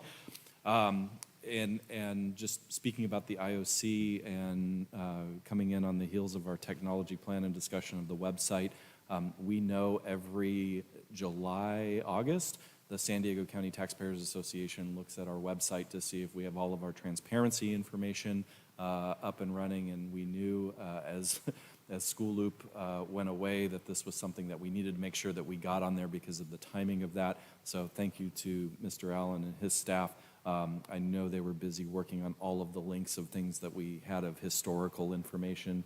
And Ms. Hurst was also clicking on those links feverishly, and we had several discussions over the last few weeks about making sure everything is up there. So she has responded as our representatives to the Taxpayers Association that we have all of the information up. It's still, we're having some issues with the website, but all of the transparency information is on the website if you can get to it. And we continue to check every single link to make sure that the information is not broken on there. So we'll continue to work on that site, but everything is up. So in terms of what is going on and what things will look like next week, Ms. Kimbrell and I, we walked all of the sites last week. We're going to be walking again on Monday morning as we'll be 2 days away from opening. So being in touch with the contractors on last minute items, things are moving very quickly. And I will be at all of those school sites that have been under construction on day one to make sure that things that needed to get done got done. So just scrolling through the work that was done over the summer, and I have no presentation tonight, so it's just me. At Aviara Oaks, we did significant work in the 500 and 600 buildings, doing interior remodels, also re-roofing those buildings, and taking down landscaping that went right up to the window's edge and took that down for a number of purposes. We also accelerated part of the project while we were able to, and have done the demolition in the 300 building, which will be the remodeled STEAM art and music building. And so the demolition has been done. We're waiting for the final increment 2 DSA stamped plans, but at least we've got the demolition done, which means as soon as we are ready to go, we can head into that building. Same with building 800. That building is slated for demolition, and as part of increment 2, reconstruction of a new building in place. We had teachers in there. They're now moving back into the 500s and 600s. And once we have the DSA approval on increment 2, then we'll be in a position where we can go in and do the demolition on 800. and then start the construction next summer on that building, going into the brand-new modular buildings, which will be called the 900s to replace the old 900s, which were on the blacktop. These 900s will be down near the preschool drop-off parking area. So we'll have kids care there and other classrooms. So a lot of work. That was one of the true summer sprint projects that we had going on, and I can't wait to see it again on Monday morning as they were feverishly laying down carpet and doing other work inside of those classrooms to get things done. On Jefferson, we're finishing up that project. So that started last year, and now we're in a position where Jefferson will be complete. The work over the summer was interior remodeling of the 700s, and we also completed, I think it's the 400s building where the STEAM and culinary arts classrooms were. We completed the work on the other half of that building over the summer. We also installed a new play structure at that school site, so new play equipment and new surfacing. The rubberized surfacing is there, so that will be a great addition to that playground. I will say that we are dealing with a delivery item on new desks for the 700s, so we're scrambling right now to make sure that we have learning surfaces in all of those classrooms when school is open, as teachers are moving in now. We had anticipated that the desks would be here, and they're not, so we're following up and trying to get that resolved. So that is a hiccup, but we will make sure that there is a place for kids to learn on the first day of school. At Hope, we're winding up on that project after many years. The lunch shelter and shade structure have been installed. Blacktop laid down in areas that had been dirt for several years as we waited to get our stormwater and grading permits. We had approval of that. I forget the exact dates, but we had approval from the city on a Monday. By Wednesday, we had all the trenches dug that we needed to dig. We have the new stormwater retention basins in place. So the big work that remains at Hope is restoring the fields and the grass. And so I believe the sod has been laid down this week, and we'll begin watering on that so that those surfaces are back to normal. And then once we're complete with all of that work, the last thing to do is to re-energize the reclaimed water system. That will be done with the City of Carlsbad, the Municipal Water District, and also the County of San Diego Environmental Health Department will be there to do all of the necessary pressure check and cross-connection testing. We will be there also with them to make sure that system is functioning as it should before they reinstall the meter and allow us to run the reclaimed water system. Right now, we do have potable water, which is being used for irrigation. So right now, only potable water is being used on the site. But once we have the okay from our agency partners, we will be restoring that system at Hope. I said Kelly because I was just about to go into Kelly. At Kelly, we also did stormwater upgrades. Nobody can see that because we did that in the parking lot and have now recovered that parking lot. So it's an underground system rather than above ground system. I get my updates on Kelly twice a day when I drive by it, and so twice a day, 7 days a week, I get updates on Kelly, and so I can see the progress on that. We also did some work inside permanent classrooms where we did lighting upgrades inside those classrooms. So Kelly will also be a project that will be complete. At Calavera Hills Elementary, we did improvements on path of travel, particularly in the drop-off area, and then also installed utilities for the future STEAM classroom. Unfortunately, because that site has reclaimed water and the area of the classroom is where we would need to make adjustments to the system, we've had to go through a review with the city and also with the County of San Diego, and we're waiting for approval from the county for us to be able to sever that connection before we can install the foundation and lay the STEAM classroom. The STEAM classroom is being built right now. We just don't have it. So it will be ready as soon as we get the approval. And Ms. Kimbrell is following up regularly with the county on the progress of that approval. They have 2 people in the entire county who review all of these plans, and so we have a good relationship with them, and they worked with us great on the Hope situation, but they're going through their process on this particular one on the front end.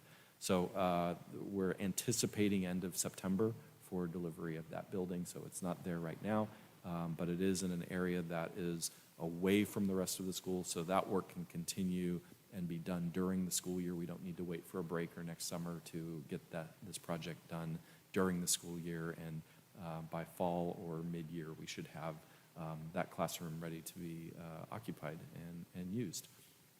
Finally, with Valley Middle School, a lot of work going on in the 500s and 600s with interior demolition. That work to reconfigure those interior spaces is continuing. It is on schedule and has always been on the timeline to be completed in the fall. When is fall? It's several months. So not fall by opening day, but within the school year. And so we're continuing to work on that. We did re-roof several buildings. So we have roofing improvements and then a lot of other work that people will not see, but they will appreciate as we replaced some utility lines on the site, including sewer lines, which have been a problem at that school with backing up, and we removed some trees and landscaping to prevent further problems with those sewer lines. So a better environment at the school will be present when we reopen, despite the fact that our interior quad is still torn up, waiting for some additional work to be done. So a lot of work will continue at Valley, and it will just continue on and on through this year. And it is like one of those puzzles where one of the tiles is missing, and you have to slide all of the tiles around. Really, I think at some point every teacher will move at Valley in and out as we move through the campus to upgrade and renovate each of the permanent interior classrooms at that school. So as we've already spoken about, next month we will be doing a facilities workshop, and we'll start outlining that agenda next week as we anticipate things that we want to bring to the board's attention during that study session. So with that, I'm open to any questions and discussion. Public comment first. And public comment. First, okay. This is the time for public comment. Have any blue cards been received? We do not have any blue cards. Okay. Staff, do you have anything to add? No. Okay. Trustees, do you have any questions? Trustee Rawlings. At Avera Oaks, are they on time? Will they be ready for the open of school? Yes, I will just say yes. We already have staff moving into classrooms. When I was out there on Friday, I think it was the 500s was just about complete with this. I think it's the 600s, if I don't have them mixed up, was 2 days behind that one. So they were working feverishly to get all of that work done. And I do know that teachers are moving back into their spaces. Trustee Rawlings. And I know we had this conversation on site, but I just wanted to verify, are the relocatables at Jefferson, are they the same ones that we had said that way back when we approved the bond, or was there an upgrade with those at Jefferson? To my knowledge, and I wasn't here 2018, so since I have been here, the plan was to renovate the existing classrooms at Jefferson. So we did not remove and replace. We renovated similar to what we did at Kelly Elementary. So those buildings were able to be renovated to extend the life of those assets. And so you go inside those classrooms, they look brand new. I was in them on Friday. Yeah. Any other questions, trustees? Okay, now there's discussion. Any discussion? Trustee Rawlings. I just wanted to say that I was thoroughly impressed with that renovation at Jefferson of those relocatables, because if I recall, we were talking about replacing those, and the renovation of those, I mean, they look like permanent buildings. I mean, I was so impressed with the way they blend in with the foundation, and the before and after is amazing, and especially since it's a renovation and not a replacement. I was very impressed. If you get an opportunity to take a look, I think you will be too. Any other discussion? Okay. Mr. Dell, thank you. Thank your team. I as well. certainly will. I thank them every day. We now move on to item 7.3, approval First Amendment revision to the preliminary guaranteed maximum price related to the Aviara Oaks Elementary School modernization project with Lusardi Construction Company in the amount of $547,340. Trustees, this is a discussion action item. I'll hand it over to Mr. Dill. Thank you. As I mentioned in some of my jargon in the last item, I spoke of increment 1 and increment 2. We have an overall contract with Lusardi for the value of the entire project. We are still in DSA approval for the second piece of that, and we broke it up into 2 increments so that we could get a kickstart and get this work done this summer. So we did work that did not require approval by the city of Carlsbad this summer. We are still in plan approval both on the city side and DSA for increment 2. But as we received back our DSA approval and made design changes according to that, that did result in some kind of a trickle and a ripple effect on several other trades, and so that required going back and getting approval for additional costs related to the work. I'll say that's net of some value engineering that we did as well, so we were able to bring that total cost down.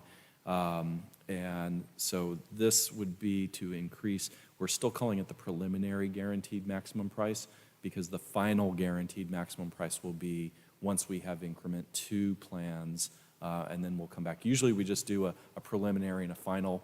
Unfortunately, we've done a preliminary, now another preliminary, and then we'll do the final once we have that DSA and city approval on our full plans. Unfortunately, whenever we need to go back to contractors with additional scope of work, that really is based off of current labor and materials costs now versus when they might have originally bid that work in the past. And so that plus profit and overhead does result in some cost escalation. We still have on increment 1 a contingency that we set aside, and so we still have approximately $150,000 left on that contingency budget. So if we can get through increment 1 without having to encroach into that contingency, which is really for unforeseen conditions that we might run into, we can use those savings to offset this increase, and so we can pull some of that back down. And we recommend that the board approve this change so that we can complete this work and pay our contractor for it. Okay, this is the time for, excuse me, this is time for public comment. Have any blue cards been received? We do not have any blue cards. Okay. Anything else to add at this point? Okay. Trustees, do you have any questions? I have a question, Mr. Dill. You may mention about escalation impact. Since the last time reported to us, what percentage was on that budget was escalated? On this, I would have to look back and see the difference between what our estimate was on Aviara Oaks total. I know there was an increase from our estimate to when we did the first preliminary guaranteed maximum price. Overall, 2 years ago, construction costs increased 16% and then another 9% on top of that last year. So that's not 9 and going down to 16 going down to 9. That was 16 plus 9. So different building materials have risen and fallen over the last few years, and it really depends on what day is today and what package are we bidding on what we're going to pay. So, but to get back to the question, it's not unheard of to see, anywhere approximately 25% increases on construction costs. both for materials and labor. And so this is what is really coloring the conversation that we will be having next month as we start to think out of our remaining projects, knowing that we want to get that work done, but having to refresh our cost estimates from 2018, even though we had built in escalation assumptions, to add even more onto that potential escalation and determine what options we would have to effectuate all of that work. And I have a follow-up. So with that in mind, with that escalation, what is the scope? How's scope been adjusted or amended or? You know, a good example of that we did do at Aviara Oaks was just changing the roofing material, where we realized a $500,000 savings just on the roofing material in this increment one, by going from a standing seam metal roof on the new roofing structure to what's actually PVC.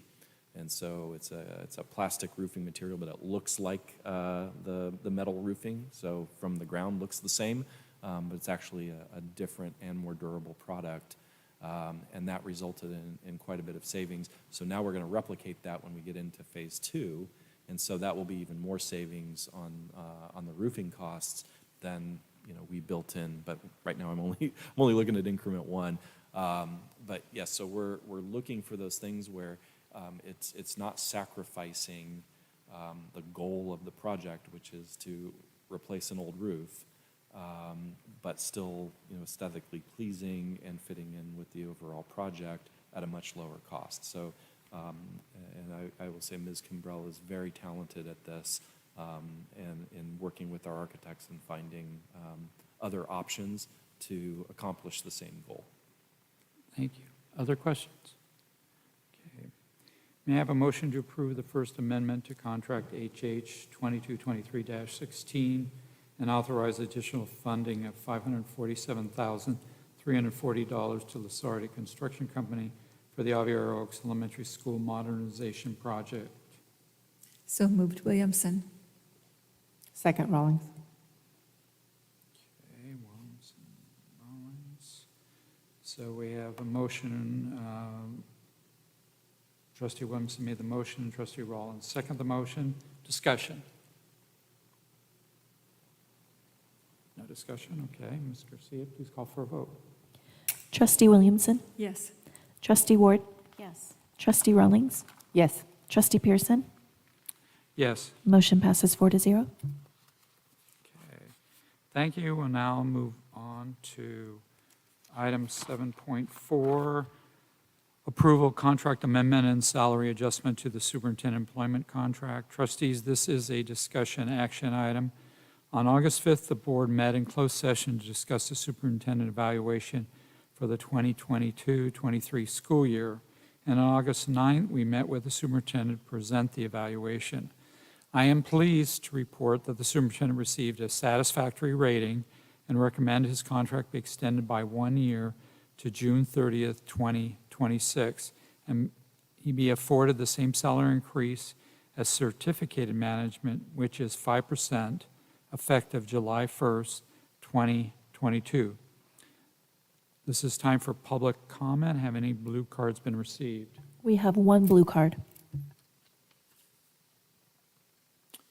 When I call your name, please come to the podium, state your name, and indicate whether or not you live within the boundaries of the school district. You'll have 3 minutes. We'll have the timer on the screen, and your mic will be muted when your time has expired. The first speaker is Scott Davison. Good evening. My name is Scott Davison. I live within the boundaries of the district. Tonight, the board is voting on a $13,000 retroactive bonus and a $13,000 raise for Dr. Churchill, along with a 1-year contract extension that will keep him in place for a full school year after 2 trustees may be gone from this board. Is it fair to commit parents and students to a leader long after your time here? The 5% raise is customary, since that's the same raise Dr. Churchill and his staff negotiated for him and his staff, although classified staff haven't gotten a raise yet. You know, I can't think of anything better than being able to negotiate my own raise with myself. Well, actually being able to elect your own boss, like our teachers union does with our board, and then have them approve your own raise, that's pretty good too. It's hard to imagine how Superintendent Churchill received a good review, but $26,000 in a contract extension makes it pretty obvious that he did. I'm sure the public would love to know how that happened, but of course we don't get even a hint of information on that process, do we? Perhaps he's evaluated on the amount of bad press that he gets for the district. The board doesn't really vote no on anything, so I would be willing to bet a lot of money, maybe even $13,000, that you're going to approve his bonus and his raise tonight. So I thought I would at least offer Dr. Churchill some free legal advice going forward in case you find yourself being pressured by an anonymous group of left-wing activists to attack a member of your staff again. I took the liberty of writing out an alternative public statement that might better reflect the district's DEI goals. Quote, I am aware of the comments made by a CUSD administrator, which were illegally recorded and posted online as part of an anonymous attack on him and his church. I am disappointed to see this type of attack on one of our staff, and I affirm the fundamental constitutional rights of all of our staff, students, and parents to speak freely and share their beliefs about our policies and programs, as we invited them to do at our upcoming DEI town halls. I understand that many of us will often disagree, but we are committed to creating opportunities for respectful dialogue with different groups in our community in order to build respect and understanding and avoid these types of incidents in the future, as it does not reflect our goals of creating inclusion and belonging at CUSD. You're free to use this statement next time around, word for word. Thanks.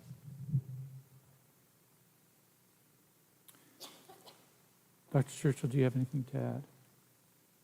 Okay. Trustees, do you have any questions? May I have a motion to approve the superintendent's contract extension through June 30th, 2026, and a 5% salary increase effective July 1st, 2022, applied in accordance with Amendment Number 8 of the Superintendent Employment Contract? So moved, Williamson. I'll second. Trustee Williamson made the motion, and Trustee Ward seconded the motion to approve. Discussion. I think it's been a challenging time for our district in many ways. And we spent a long time deliberating on this. And I thought it was good work that we did on this. And I think Dr. Churchill has led a district through and continues to lead through some very difficult conversations with the community, as well as with the general community, as well as with the school community. And I just wanted to recognize that leadership, as well as the academics and getting our kids back from a very difficult time in the pandemic and getting staff back and getting us back on course to how this district can perform and continue to perform and continue to accelerate the performance as well. And some of the staff since that time you've hired, and some of the changes that they've made as well too. So I'd like to recognize that piece. Any other comments, discussion? Ms. Garcia, please call for a vote. Trustee Williamson, Yes. Trustee Ward, Trustee Rawlings, Yes. Trustee Pearson. Yes. Motion passes 4-0. Thank you. We'll now move on to item 7.5, revision of board policies. Third reading. Trustees, this is a discussion action item. I will now hand over to Dr. Churchill.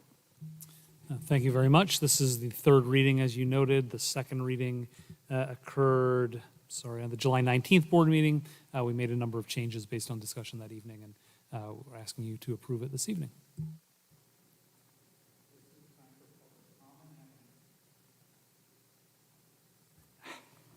This is time for public comment. Have any blue cards been received? We do not have any blue cards. Okay. Dr. Churchill, do you have anything to add? Okay. Trustees, do you have any questions? May I have a motion to approve Board Policy 6120? I motion. Trustee Ward? Motion. Oh, you're ahead of me. I'm sorry. That's Talk all I- fast. Let me just finish. Yeah, sure. Finish this. May I have a motion to approve Board Policy 6120 as a third reading? Trustee Ward? Motion. Second, Williamson. Okay, Trustee Ward made the motion and Trustee Williamson seconded the motion. Discussion? Seeing no discussion? Oh, Trustee Rawlings? I was just going to say this and many other policies that we're going to look at tonight did go through the ad hoc committee, and I think the committee does work very well. And on this one, there was consensus between the two board members on the committee. Any other discussion? Ms. Garcia, please call for a vote. Trustee Williamson, Yes. Trustee Ward, Yes. Trustee Rawlings, Yes. Trustee Pearson. Yes. Motion passes 4-0. Thank you. We now move on to item 7.6, revision of board policies, first reading. Trustees, this is a discussion action item, and I'll hand it over to Dr. Churchill. Thank you. There's a number of board policies here, and there's a couple of ARs. Typically, we don't bring ARs for board review and approval, but in this case, as part of a federal program monitoring process, it was recommended that we have these adopted by the board. So if you have any questions about that process, I'm certain Dr. Nye can speak to it. This is time for public comment. Have any blue cards been received? We do not have any blue cards. Okay. Dr. Churchill, do you have anything to add? Trustees, do you have any questions? I have one. Can you explain the federal oversight, or Dr. Nye, could you explain? It's in essence, it's an audit of programs. So they're looking at specific programs, the state's coming in and looking at specific programs of any LEA that receives federal dollars. So they identify those in advance. One of the things that they're looking at is uniform complaints as an example, policies and procedures around that. So we have to ensure that we have up-to-date administrative regulations as well as board policies that pertain to that, and then we will provide that information to an auditing committee at the state. And it's routine and random, as Mr. Dill had said, yes. I don't believe I've been part of a federal program monitoring since I've been here. I've been here about 10 years, so we drew the lucky straw on this end. Yeah, and I will say, this is something that you're informed that your number is up, and so they will notify you and then come in. I had this at San Diego, and they were just going into it as I was leaving Santa Clara. That's not why I left, but but we were just informed as I was leaving that particular district that they were doing the program management audit. So it's just something that occurs regularly, randomly, and routinely. Just a question on staff time for reporting. What is the staff time for reporting on this? It's pretty intensive. So we have several staff members working with the state on the auditing requirements and providing them information. That'll all occur over the next few months. We're preparing information for them to review. Okay, well, thank you. Okay, may I have a motion to approve Board Policies 1312.3, 6163.4, 6174, and Administrative Regulations 1312.3, 1312.4, and approve as a first reading? I would like to move to adopt all policies except for 6163.4 and Exhibit F and G for a first reading and to waive the second reading. Is that captured? Yes, Exhibit F and G. And then the motion also includes waiving the second reading for the other ones. I'm sorry, just so I make sure I have it. So you do want to approve 6163.4 with the exceptions of exhibits F and G?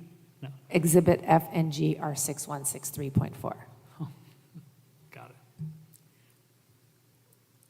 Question, I have trustee a Williamson? question. Can we waive a second reading if we don't have the full board? That's my understanding. While we can, it has not been our practice. If 5 of you are not here, I don't think we've waived the second reading.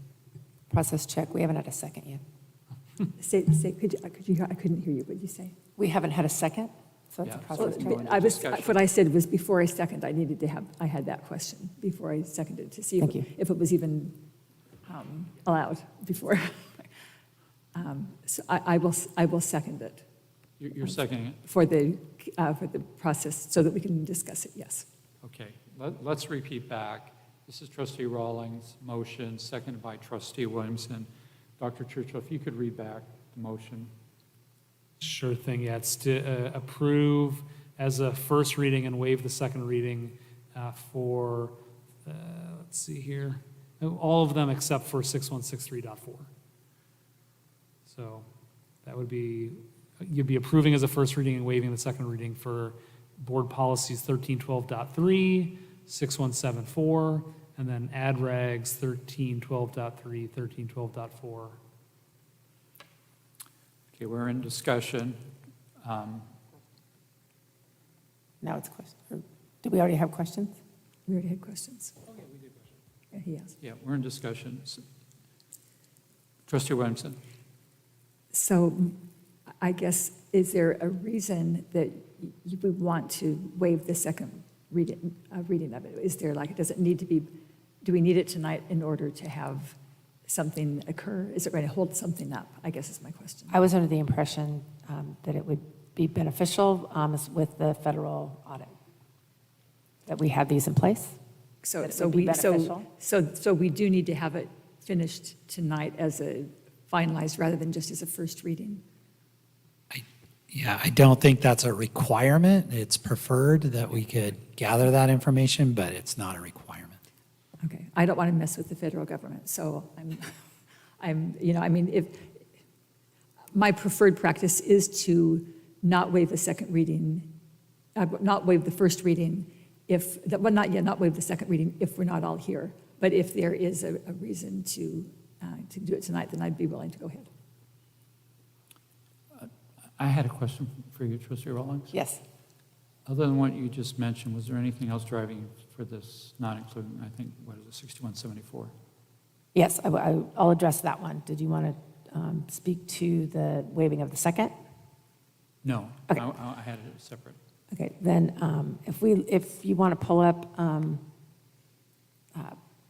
board policy 6163.4. Wait, Oh, we're not there yet? Okay. we need to vote on the first group, right? Okay, I thought you were asking me a question about what I wanted to change for Yeah, the, why you didn't, in your okay. motion, include. Not yet, or we can only. Right now, we can discuss the 2 board policies and the 2 ad regs on which you made the motion. Okay. Okay. because there was an Then- exclusion then- of that then one. Yep. I'll withdraw my question and wait. Okay, any other discussion? Okay. Ms. Garcia, please call for a vote. Trustee Williamson, Yes. Trustee Ward, Yes. Trustee Rawlings, Yes. Trustee Pearson. Yes. Motion passes 4-0. 6174. Okay. May I have a motion to approve Board Policy 6163.4?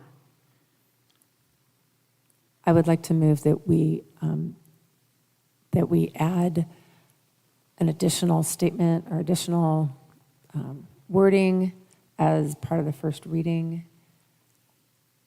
in paragraph, let me find it. It is paragraph 2, the last sentence states, assigned to students in order to ensure that they are appropriate for the intended purpose and the age of the student, comma, board policy, and consistent with board policies, philosophies, and education code. So I just wanted the last part of the sentence to say, and consistent with board policies, philosophies, and education code.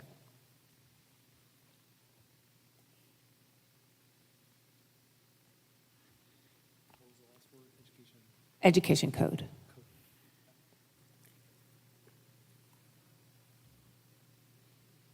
So that's my motion. Okay. We need a second. Can you read that back? Yeah, so it's a motion to approve as a first reading, Board Policy 6163.4, with one addition in paragraph 2, the last sentence, add to the end of that sentence, and consistent with board policies, philosophies, and education code.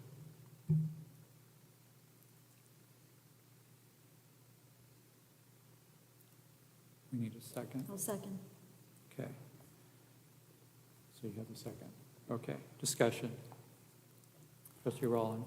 Yes, the reason I was looking at this is that because we're talking about acceptable use, I think it's important that we have a clear understanding that appropriateness is not just what I think it is, but is determined by our board policies, education code, and philosophies. So I just want to make that clear in the policy when we're talking about appropriate use of media in the classroom. And I just think it makes it clearer so there's no confusion on the term appropriateness and what that means.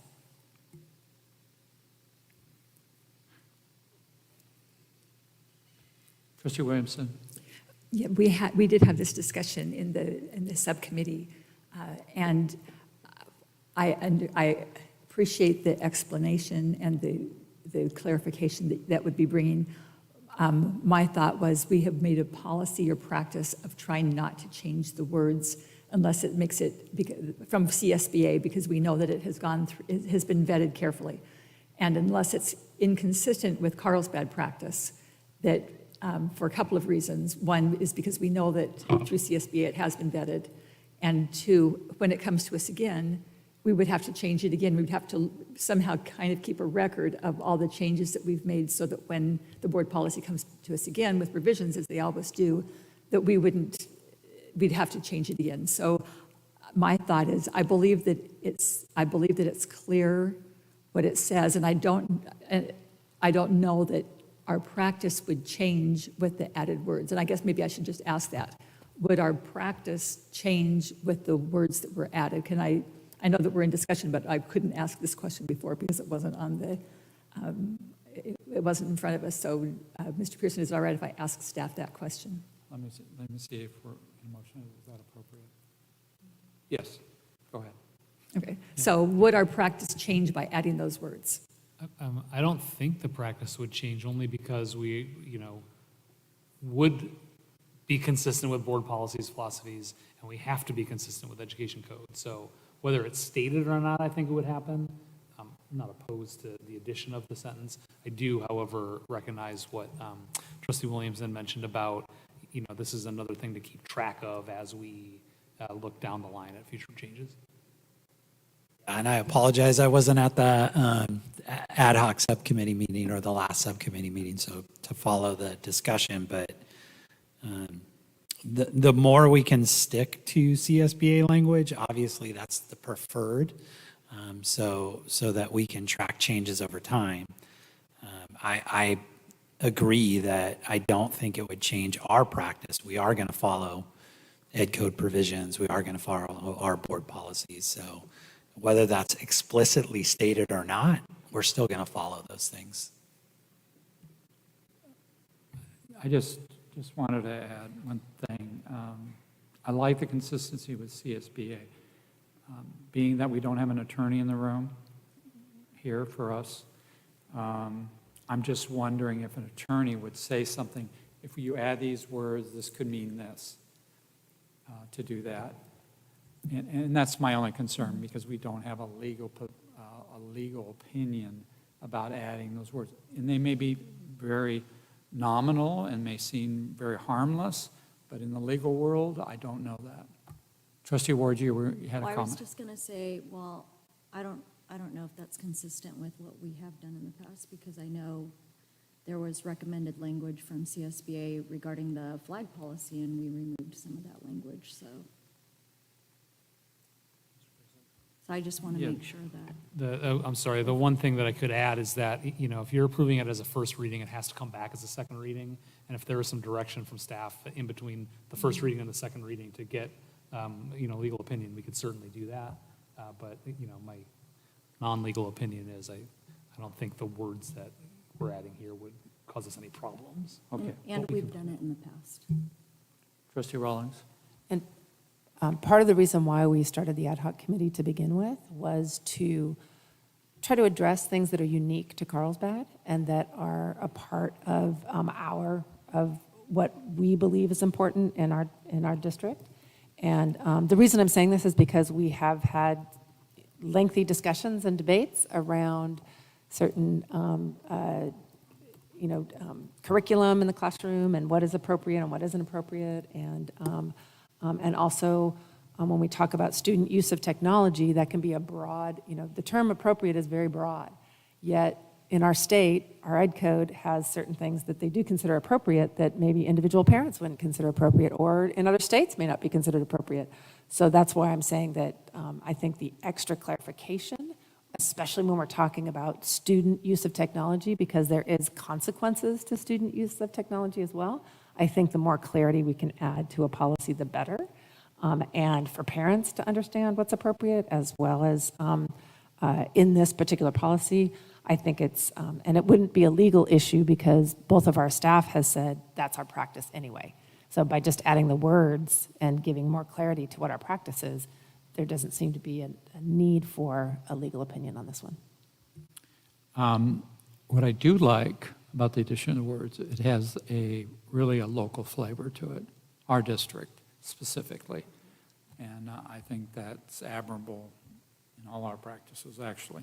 But being what staff has already shared, I don't think there's a need, if you're comfortable, that we don't need a legal opinion on that. And if you don't, then I'm fine with that in terms of the discussion. Any other discussion? Okay, Ms. Garcia, please call for a vote. Trustee Williamson? No.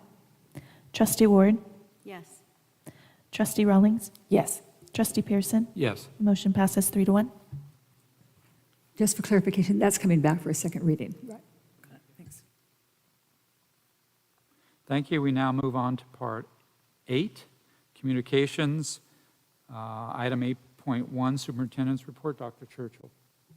Thank you. Just a very brief report. School starts on Wednesday next week, 1 week from today. We're very excited. All of our staff will be back officially tomorrow. We've got a couple of days of professional development planned. Dr. Nye and his team have done an outstanding job of putting together some rich, robust professional development. Director areas, assistant superintendent areas has done an outstanding job of helping to make sure that we get everybody hired in classrooms and in their roles on time. And Assistant Superintendent Dill has done an outstanding job of helping to make sure our classrooms and our facilities are ready to go. So thank you to all of them and the teams that work for them. We're looking forward to a great year. Thank you, Dr. Churchill. We are indeed. Thank you, Dr. Churchill. We'll now move on to item 8.2, Oral Communications. This is the time that members of the public have the opportunity to address the board on any non-agendized item that is within the subject matter jurisdiction of the board. We have received 2 blue cards. In order to allow speakers to present their comments, ensure we are able to properly attend to the business of the board per Board Bylaw 9323. Public comments will be limited to 20 minutes. This means each speaker will have 3 minutes. When I call your name, please come to the podium, state your name, and indicate whether or not you live within the boundaries of the school district. We'll have the timer on the screen, and your mic will be muted when your time has expired. The first speaker is Shauna Hurst.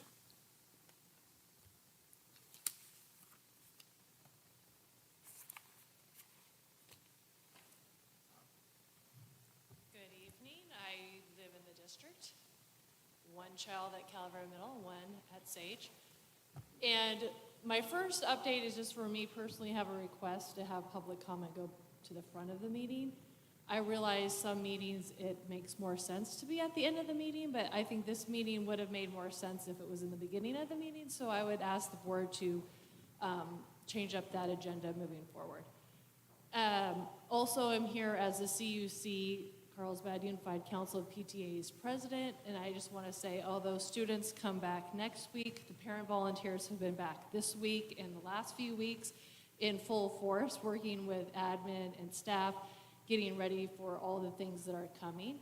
I think I've been on a campus every day this week and a few last week. So I want to just want to say thank you to all the parent volunteers who help make registration and all the other things go, who help get the spirit wear and all the things that help welcome back our students and our staff. I know many of the PTAs have breakfast and lunch and all sorts of goodies coming in over the next few days to welcome our staff as well. I also want to say this is our time where we ask for our parents and our community to join and donate to our PTA. We can't do all these things without dollars coming in to support our schools, and we would just ask our parents, if they're still watching this meeting, to join their school site PTA. And also appreciate Dr. Churchill on September 8th is going to have our annual PTA day where he sends the email out with all the links to all of the unit sites to join PTA. So, and I also want to just thank all of our cabinet. This is also the time of year I think I've hit up every US CUSD employee in this room, except for maybe Superintendent Arias. I'll think of something to send you an email on real soon. But everyone else I've hit up, so I want to appreciate that they actually email me back and listen to my suggestions or complaints or some of both. So I do appreciate that and thank them from that and look forward to an exciting 23-24 school year. Holy moly. Time goes by fast. Summer went by really fast. Thank you. Our next speaker is Scott Davison.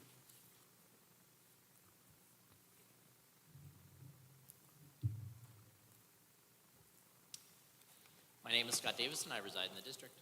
At the last board meeting, Superintendent Churchill attacked parents concerned with the DEI plan by listing each of their concerns, misrepresenting many others, and then flippantly dismissing them, stating, "This is simply not true." No evidence was provided, just an emphatic insistence that parents were lying.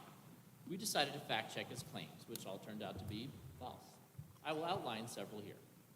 Dr. Churchill claimed it is simply not true that the DEI plan is a Trojan horse for teaching critical race theory, but the No Place for Hate program is filled with lessons and resources on CRT and systemic racism, including a table talk on CRT, which suggests to children as young as 10 that they should ask their school to host a forum on CRT.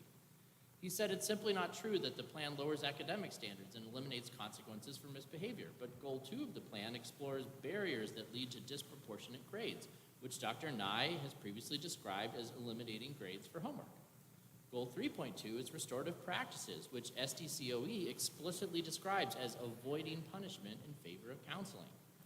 He said it's simply not true that the elements of the plan aren't measurable, but Trustee Pearson confirmed at the same meeting that Poway's DEI plan, copied by CUSD, had no metrics to show impacts on the marginalized students. Dr. Churchill says we will measure academics and incidents of harassment and bullying, but since we already have programs for these goals, it will be impossible to determine if the DEI plan actually caused these changes. He said it's simply not true that this is taking away from hiring teachers or tutors because these funds can only be used for teacher training. But we can, of course, use those funds to train teachers on how to improve academics. He said it's simply not true that all references to race are inherently racist and teach children to be racist. I'm sure there's some content that's appropriate, but the DEI plan targets improvements to all members of just one race, a racist assumption that they need assistance simply based on the color of their skin. Dr. Nye claimed that no part of the plan includes gender ideology, but the No Place for Hate resource guide includes numerous resources and books on gender identity, pronouns, transgender athlete bans, and books to teach 6-year-olds how to learn how a boy can become a girl. Finally, Dr. Churchill said it's simply not true that we are hiding things from parents, except the No Place for Hate program asks teachers not to reveal a student's gender identity to their parents. And of course, Dr. Churchill continues to hide the origins of our DEI plan. The only truthful statement was when Dr. Nye said there is no set curriculum. That's exactly our concern, because any teacher can pick any of these controversial topics and teach to our students as long as they deem it relevant to their curriculum. Thank you.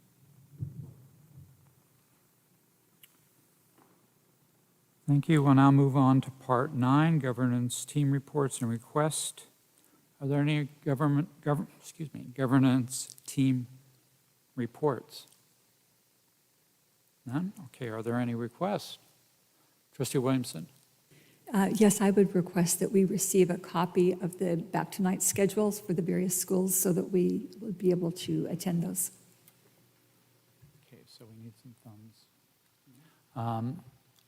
We need some thumbs for that request. 4 thumbs. Okay. Any other requests? Trustee Rawlings? Can we have the same information for first day of school?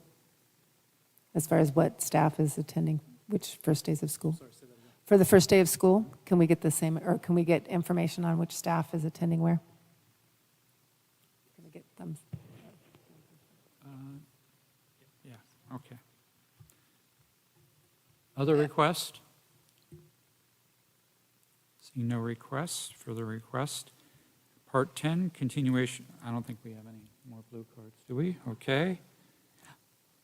Okay, if we do not, it is, what time is it? It's 8:22, and the regular meeting is now adjourned. Our next regular meeting will take place on September 13th, 2023 at 6 p.m. at the district office. Thank you all.